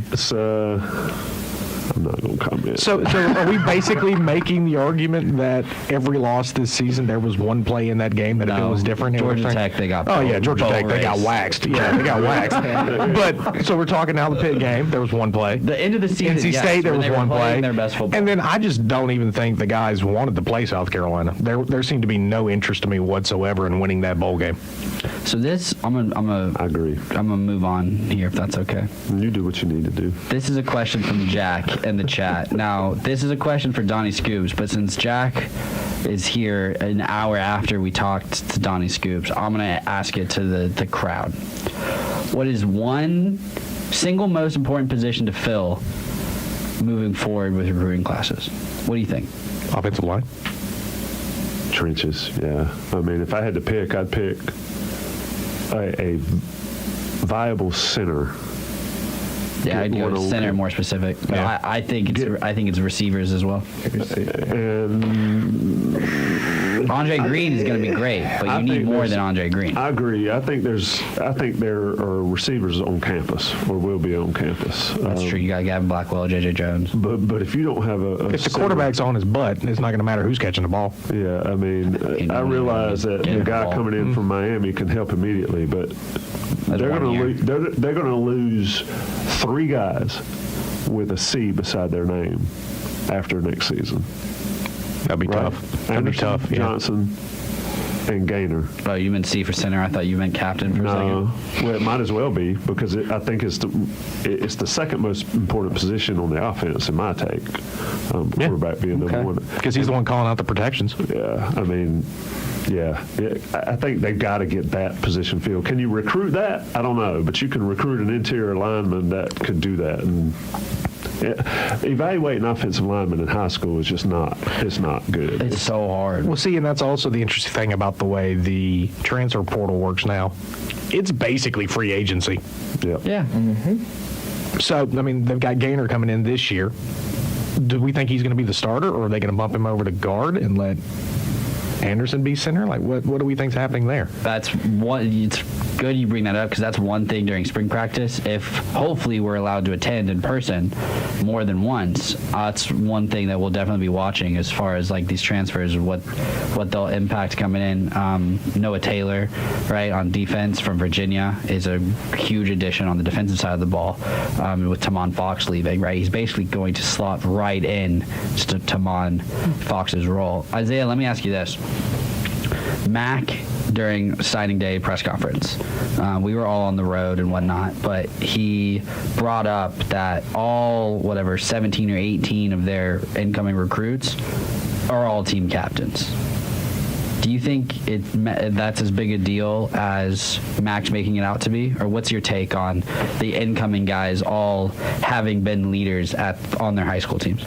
I think it does. I think it bodes well for whatever culture shift is coming. I think the fact that you have that many guys coming in with leadership experience in high school, really, like your team captain, your coaches not only think well of you, but in most cases, your teammates vote on that too. So I think that shows the caliber of guys that you're getting in terms of leaders and guys that are willing to come in, put the work in, set that example for the rest of the team to follow.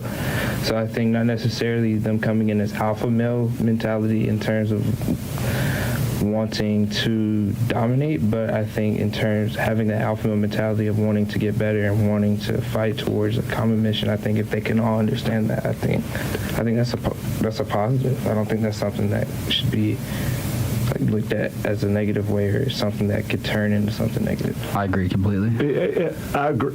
In high school, the guys that go to D1 in college are usually the best guys on their high school teams. By far. And that's debatable when you're looking at some of the big-time high schools that just play ridiculous level.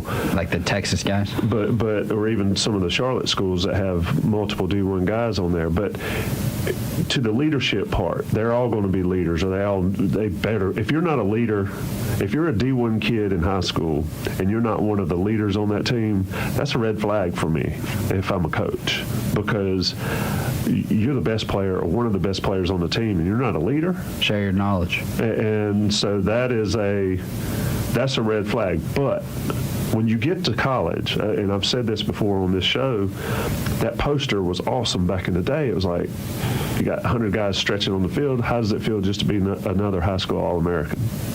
Because they're all out there. You got to have guys they may be leaders in high school, but also you need followers.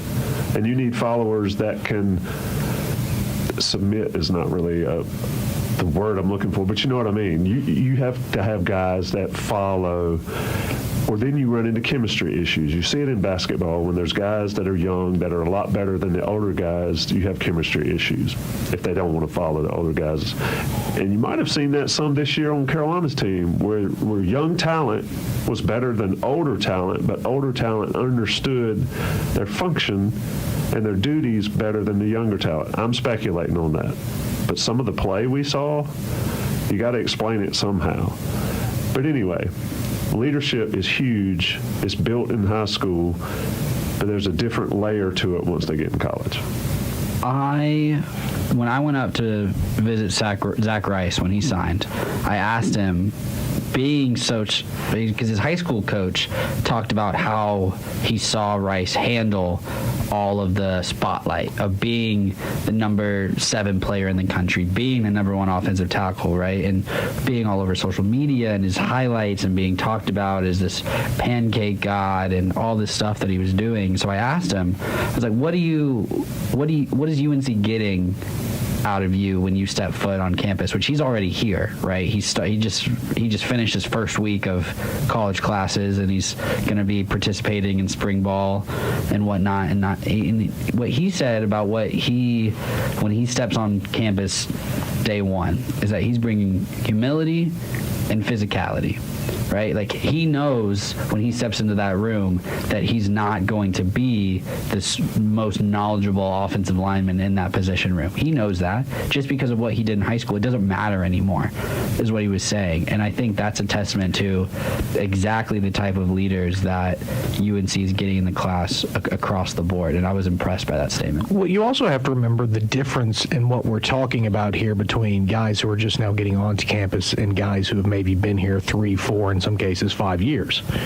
If you're looking at a guy who's been in a major college program now for 4 or 5 years, that's 4 or 5 years of pretty scientifically looking at how to get stronger, bigger, faster. I mean, you're talking about guys who are walking on campus at 19 still looking like they should be in high school versus full-grown men. And at a certain point, that is going to have an effect on whether those younger dudes can do what they did in high school. I mean, you might have been able to move somebody around if you're a defensive lineman in high school just because you were automatically bigger than they were, because that other guy was just playing because he likes football and he has no intention of playing in college. But then now all of a sudden, 6 months later, you're lining up across from a guy who's been in college for 4 or 5 years, who's 325 pounds, 6'5", and has been eating guys like you for lunch for the last half decade. That's a little bit different than what you've been doing. Basically, Zach Rice specifically is going to get here, and then in spring ball, he's going to be lined up against Noah Taylor, who has been playing ball for 3 years. So they are not intimidated of you. Oh, not at all. They're going to try to make you look like a fool. Right. They are no longer. You're not lining up across from a guy who's scared of you now just because you're bigger than he is. That is now out the window. You got to know what you're doing. Let's get some basketball talk in here, Tommy. What do you say? We got a big game from North Carolina in the Smith Center tonight, so let's do it. I'm going to start here. This is a good question that I got. I don't remember who asked me it, but I'll try to find it. On Ken Pom, right? He does his whole predictions of formulas and his efficiencies and whatnot. UNC is projected to lose 4 more games this year in the regular season. Home against Duke, 1 point loss. At Clemson, 1 point loss. At Virginia Tech, 3 point loss. At Duke, 8 point loss. Over under, are they going to lose more than 4 games or lose less than 3 games, or are they going to push 4 losses for the remainder of the season as we're currently sitting at the halfway mark? We're at the halfway point of the season in total, but they've still got a ton of ACC games. Yeah, not halfway through the ACC, halfway through the regular season, but over under 4 losses the rest of the way. If I were betting man, I'd say over. Okay. And granted, the ACC is not good, but until this team shows that they can string together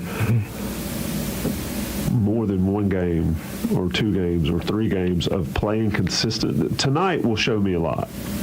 I don't think Georgia Tech's great, but Georgia Tech's got some guys that will beat you if you're not ready to go. And Michael DeVoe is a scorer. Yeah, absolutely. And he didn't do anything against Carolina in the first game, so he's going to be bent on getting it done tonight.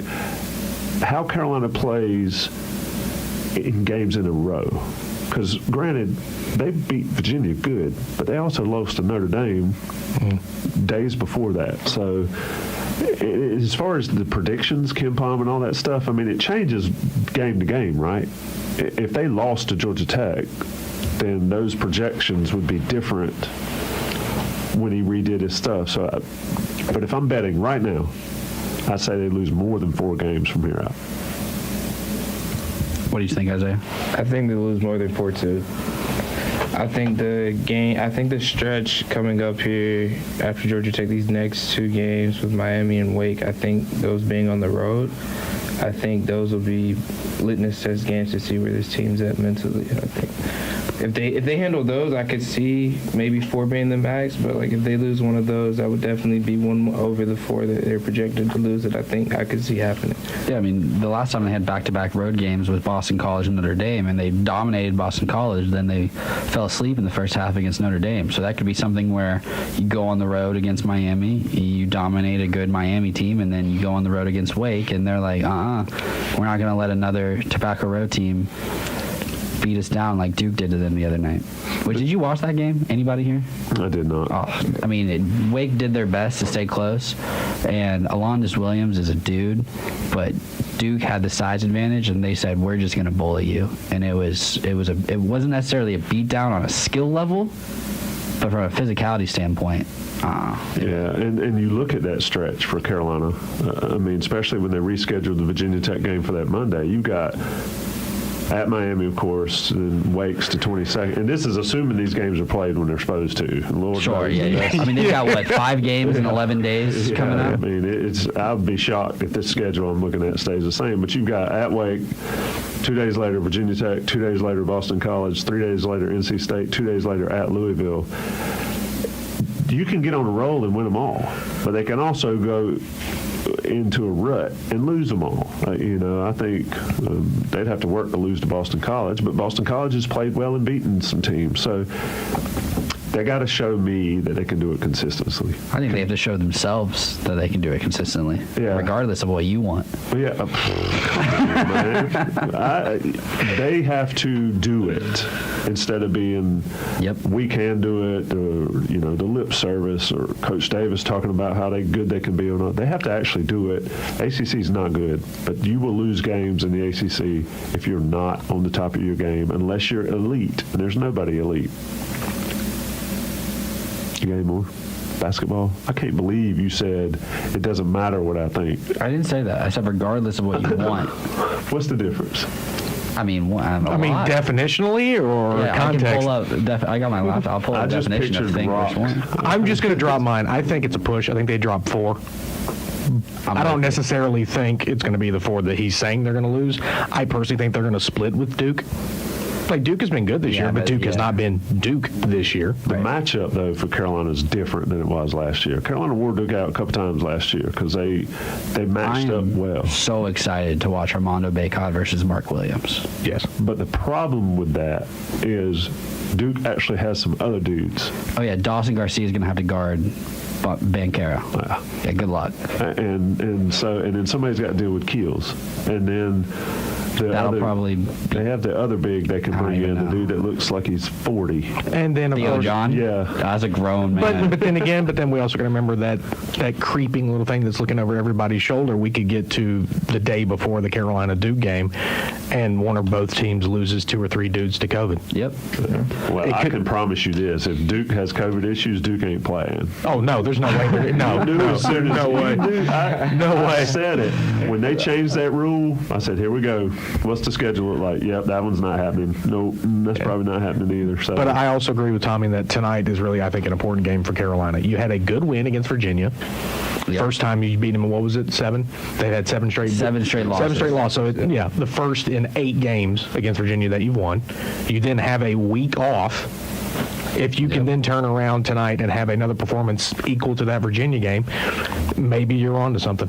This is how I look at it. They had a reason to get up and play against Virginia. Lost 7 straight, coming off against what they called an embarrassing loss to Notre Dame. Mm-hmm. What's the reason against Georgia Tech? What's your motivation tonight? Exactly. Mm-hmm. The only motivation is consistency, and we'll see how much that matters to them tonight. What did Ryan Switzer say about if you need coaches and all that to get you up? You've already lost. You've already lost. You're going to get fired. And it's the same way for this Carolina team. They've lost a bunch to Virginia, sure. But you don't want to lose at home in the ACC, in a bad ACC. You don't want to lose at all. There never should be a motivation issue regardless of who you play in the conference. I get it if it's, directional state. Sometimes they don't show up. But to play ACC games, because you can accomplish nothing if you don't win in the league. And every loss in the conference right now, except maybe Duke, is a bad loss. Yeah, they might all be Q2 or there's not going to be any Q1 losses except against the only Q1 opponents left is Duke. It's crazy. Let's get out of here. Let's take our last break. I'm in. And then we got Isaiah with a little Georgia Tech preview coming out. Isaiah Lucas after the break. Talk about Carolina and Georgia Tech tonight. This is Inside Carolina Live. We'll be right back. When Andy Dufresne escaped from Shawshank with all of the warden's money, just where do you think he went? Well, yes, he went to Mexico, but first he had to go see John Stillman at Rosewood Wealth Management. And if you want your money to last, You should go see John, too. Shawshank Redemption is a fictional story, and Ellis Redding isn't real. However, Carolina Wealth Stewards doing business as Rosewood Wealth Management is in fact a real registered investment advisor with the state of North Carolina.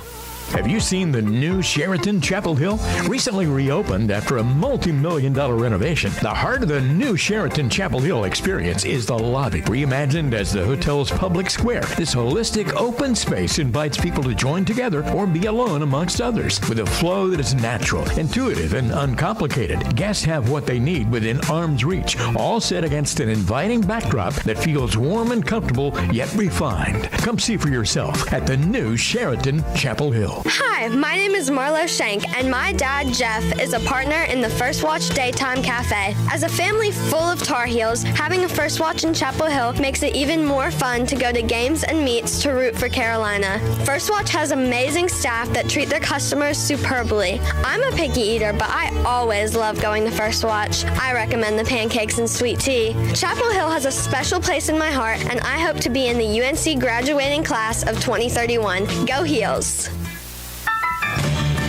For 20 years, there's been no better place online for the Tar Heel sports community than Inside Carolina. Exclusive recruiting information, in-depth team analysis, insightful podcasts. There's nowhere else that you'll find the level of daily content about the Tar Heels than InsideCarolina.com. Join the best community for Tar Heel sports around. The Tar Heels are your hometown team, and Inside Carolina is your hometown site for Tar Heel sports. Does this sound familiar? Frankly, my dear, I don't give a damn. Your commercial broker puts a sign in the ground at your property, sits back, and waits for the phone to ring. That's commercial real estate the old way. Don't settle. You deserve the bold way.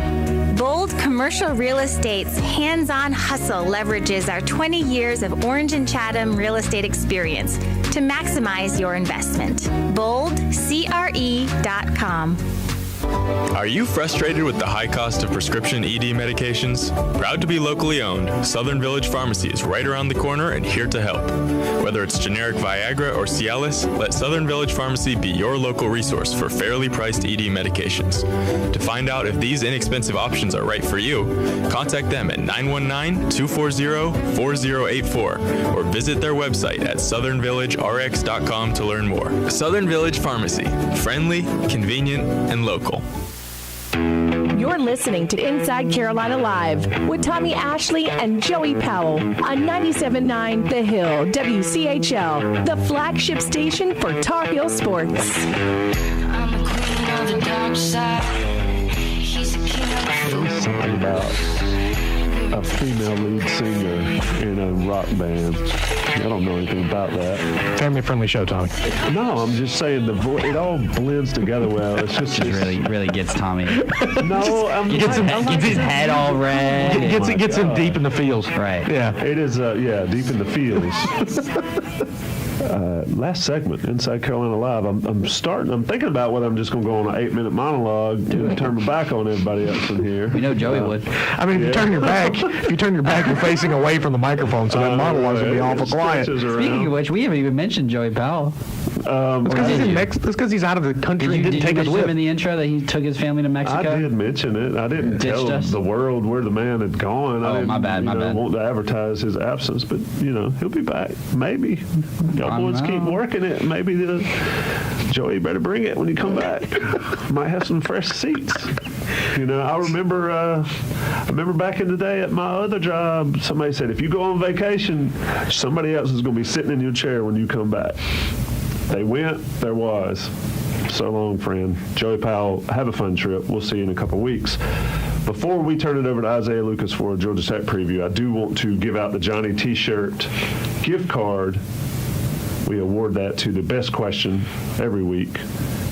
This week it goes to Benihana 15. I thought it was a very good, thought-provoking question that got us in discussions and started a segment that was supposed to be 10 minutes that lasted 20.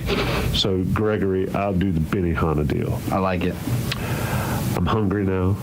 Benny, if you would, we'll get your information. He's one of our premium IC guys. Premium subscribers, so it shouldn't be hard. So I'm going to task Gregory with getting up with you and getting that information so we can get you that gift card. Many thanks to Johnny T-Shirt, JohnnyT-Shirt.com. They're certainly great friends, great sponsors, and these guys on the premium boards know that you can get 10% off those orders from Johnny T-Shirt. Take care of them. They take care of us. Isaiah Lucas, tell us a little bit about this game at 8 tonight, North Carolina and Georgia Tech. Well, coming in, Georgia Tech, things look a lot different for them since playing against Carolina earlier in December. They're 2-5. They're 2-5 in their last 7, and they've dropped all the way down to 153rd spot in the NCAA's net rankings. They're averaging 68.7 points per contest, and they're shooting around 44% from the field. They are shooting 36% from beyond the arc, which is the 60th best percentage in the country. So their ability to be they're willing to shoot, and they shoot it at a pretty decent clip. They're 13th in the conference right now. They're projected to finish 10th, so kind of underperforming even though we're early on in ACC play.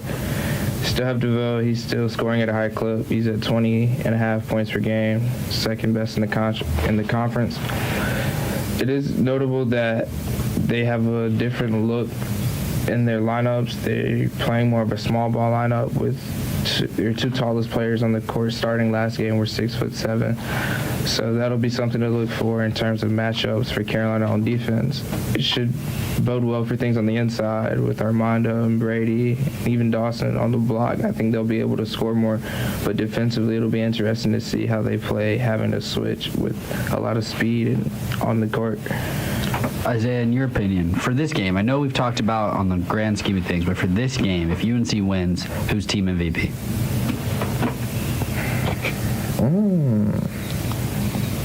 You mean tonight? Yeah. Who's MVP? Yeah, tonight. Good question.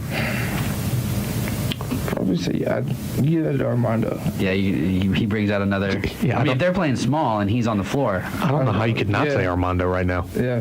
That's a good point. He's far and away been the most consistent player that UNC has had. Yeah. Carolina had issues defending the 3 against Notre Dame. Notre Dame's one of the best three-point shooting teams in the conference. Yeah, but they're going to shoot them regardless. Carolina wasn't even close to them to defend it. So Georgia Tech's going to try to get some of those shots up, especially since they've gone small. Jordan Usher, I think, is a guy that could. Carolina's going to key on DeVoe. Yeah. Right. They did in Atlanta, and they held him in check. Shut him down. And so Usher can play. And he's the only other guy averaging double figures for Georgia Tech. He's the only other guy that makes you nervous. But Carolina has shown the ability, if they're not engaged, to allow guys to. I mean, what did Leshevsky? What was his average for Notre Dame? Like 9. Yeah, and he had that in the first 3 22? minutes. Yeah, so it's all about engagement for this team, and Hubert's preached it. We'll see if it comes intact. I think tonight. I think Caleb Love is going to be the guy that if Carolina wins and wins big, it's because he went off. I was going to go with Dawson, little welcome back party for him. I think it's just going to be like, I know this team played well without me, but I'm just going to remind y'all that I can still put up some numbers. So I'm going Dawson. What did you say was Georgia Tech's net ranking? You said it was like 153 or something like that? Mm-hmm. Yeah. For some context there, Furman, who UNC played and beat earlier, is sitting at 110. And Charlton, who UNC beat on the road, is sitting at 135. So that kind of speaks to how far Georgia Tech has fallen recently. And I think the only ACC team below them is Pittsburgh, and that's because Pittsburgh can't buy a win. What do we got here? Yeah, Pittsburgh's at 191. So that's the bottom of the ACC. And the middle of the ACC isn't much better. So this would be, as Tommy Ashley likes to say, a bad loss. At home against anybody is a terrible loss. against anybody, anywhere other than Duke is a bad loss. This is a game Carolina has to have. Look, I kind of like Josh Pastner. I think he's he's a good guy. Yeah, he seems to be a cool dude. Quirky he's guy. Pretty funny, a little weird. But he likes his face mask. Yeah. Or his shield, my bad, face shield. The man, remember when Mac wore the shield? And do you remember who was it? Was the Kansas City Chiefs coach? Andy Reid. Andy Reid, and he was fogged up. Yeah. Like I was watching, he was like looking out of a fogged up car window and all. But yeah, I mean, I just think, like we said, and I don't want to keep repeating it, but I think it bears repeating, is that North Carolina basketball has got to be consistent to get back to where they used to be. The ups and downs can't continue to happen, and they've happened this year. They've had a decent season. I think we'd all agree that their record now is probably where we thought it would be. But there's an opportunity here in this conference for Carolina to really get ahead of schedule for Hubert Davis's career, I think. And the question is, do they get it done? Just to point out, this is a perfect example of maybe you could say how spoiled Carolina fans are. What are we right now? 11-5? 11-4? What are we right now? 11-4. 11-4. We're 11-4 right now with a first-time head coach taking over from a Hall of Famer. And we're talking about how the guys are, they're kind of up some nights, down other nights. We're still 11-4. And we're like, this isn't good enough. This isn't good enough. All 4 losses are Q1 losses. Right. So it's not like, yes, the Notre Dame game, it should have been a win based on the effort that was displayed. But, I mean, you look at it, it's not like they've done anything catastrophic. Right. So, the sky is not falling. Not yet. If they lose tonight, the sky is definitely falling. But as of right now, number one. Yeah, the cloud has fallen. Boys, it's been fun. It's been real fun. I know. Gregory, Isaiah, AJ. Shout out Ryan Switzer, EJ Wilson. Yeah, just a great group of guests. Don Callahan led it all. I forgot about Donnie Scoops. You can't forget about Scoops. It's been a fun time here at Inside Carolina Live Show. Look, post-game Georgia Tech. I'll be on with Sherelle McMillan and Sean Moran doing post-game Georgia Tech tonight, but also Coast to Coast podcast for the week.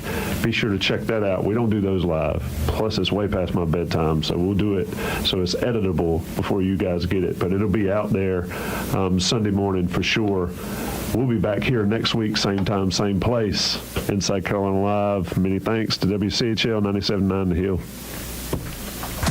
The Tar Heels, here comes Carolina, are here. One dribble, goes back up and scores. Catch the 6-time national champion Tar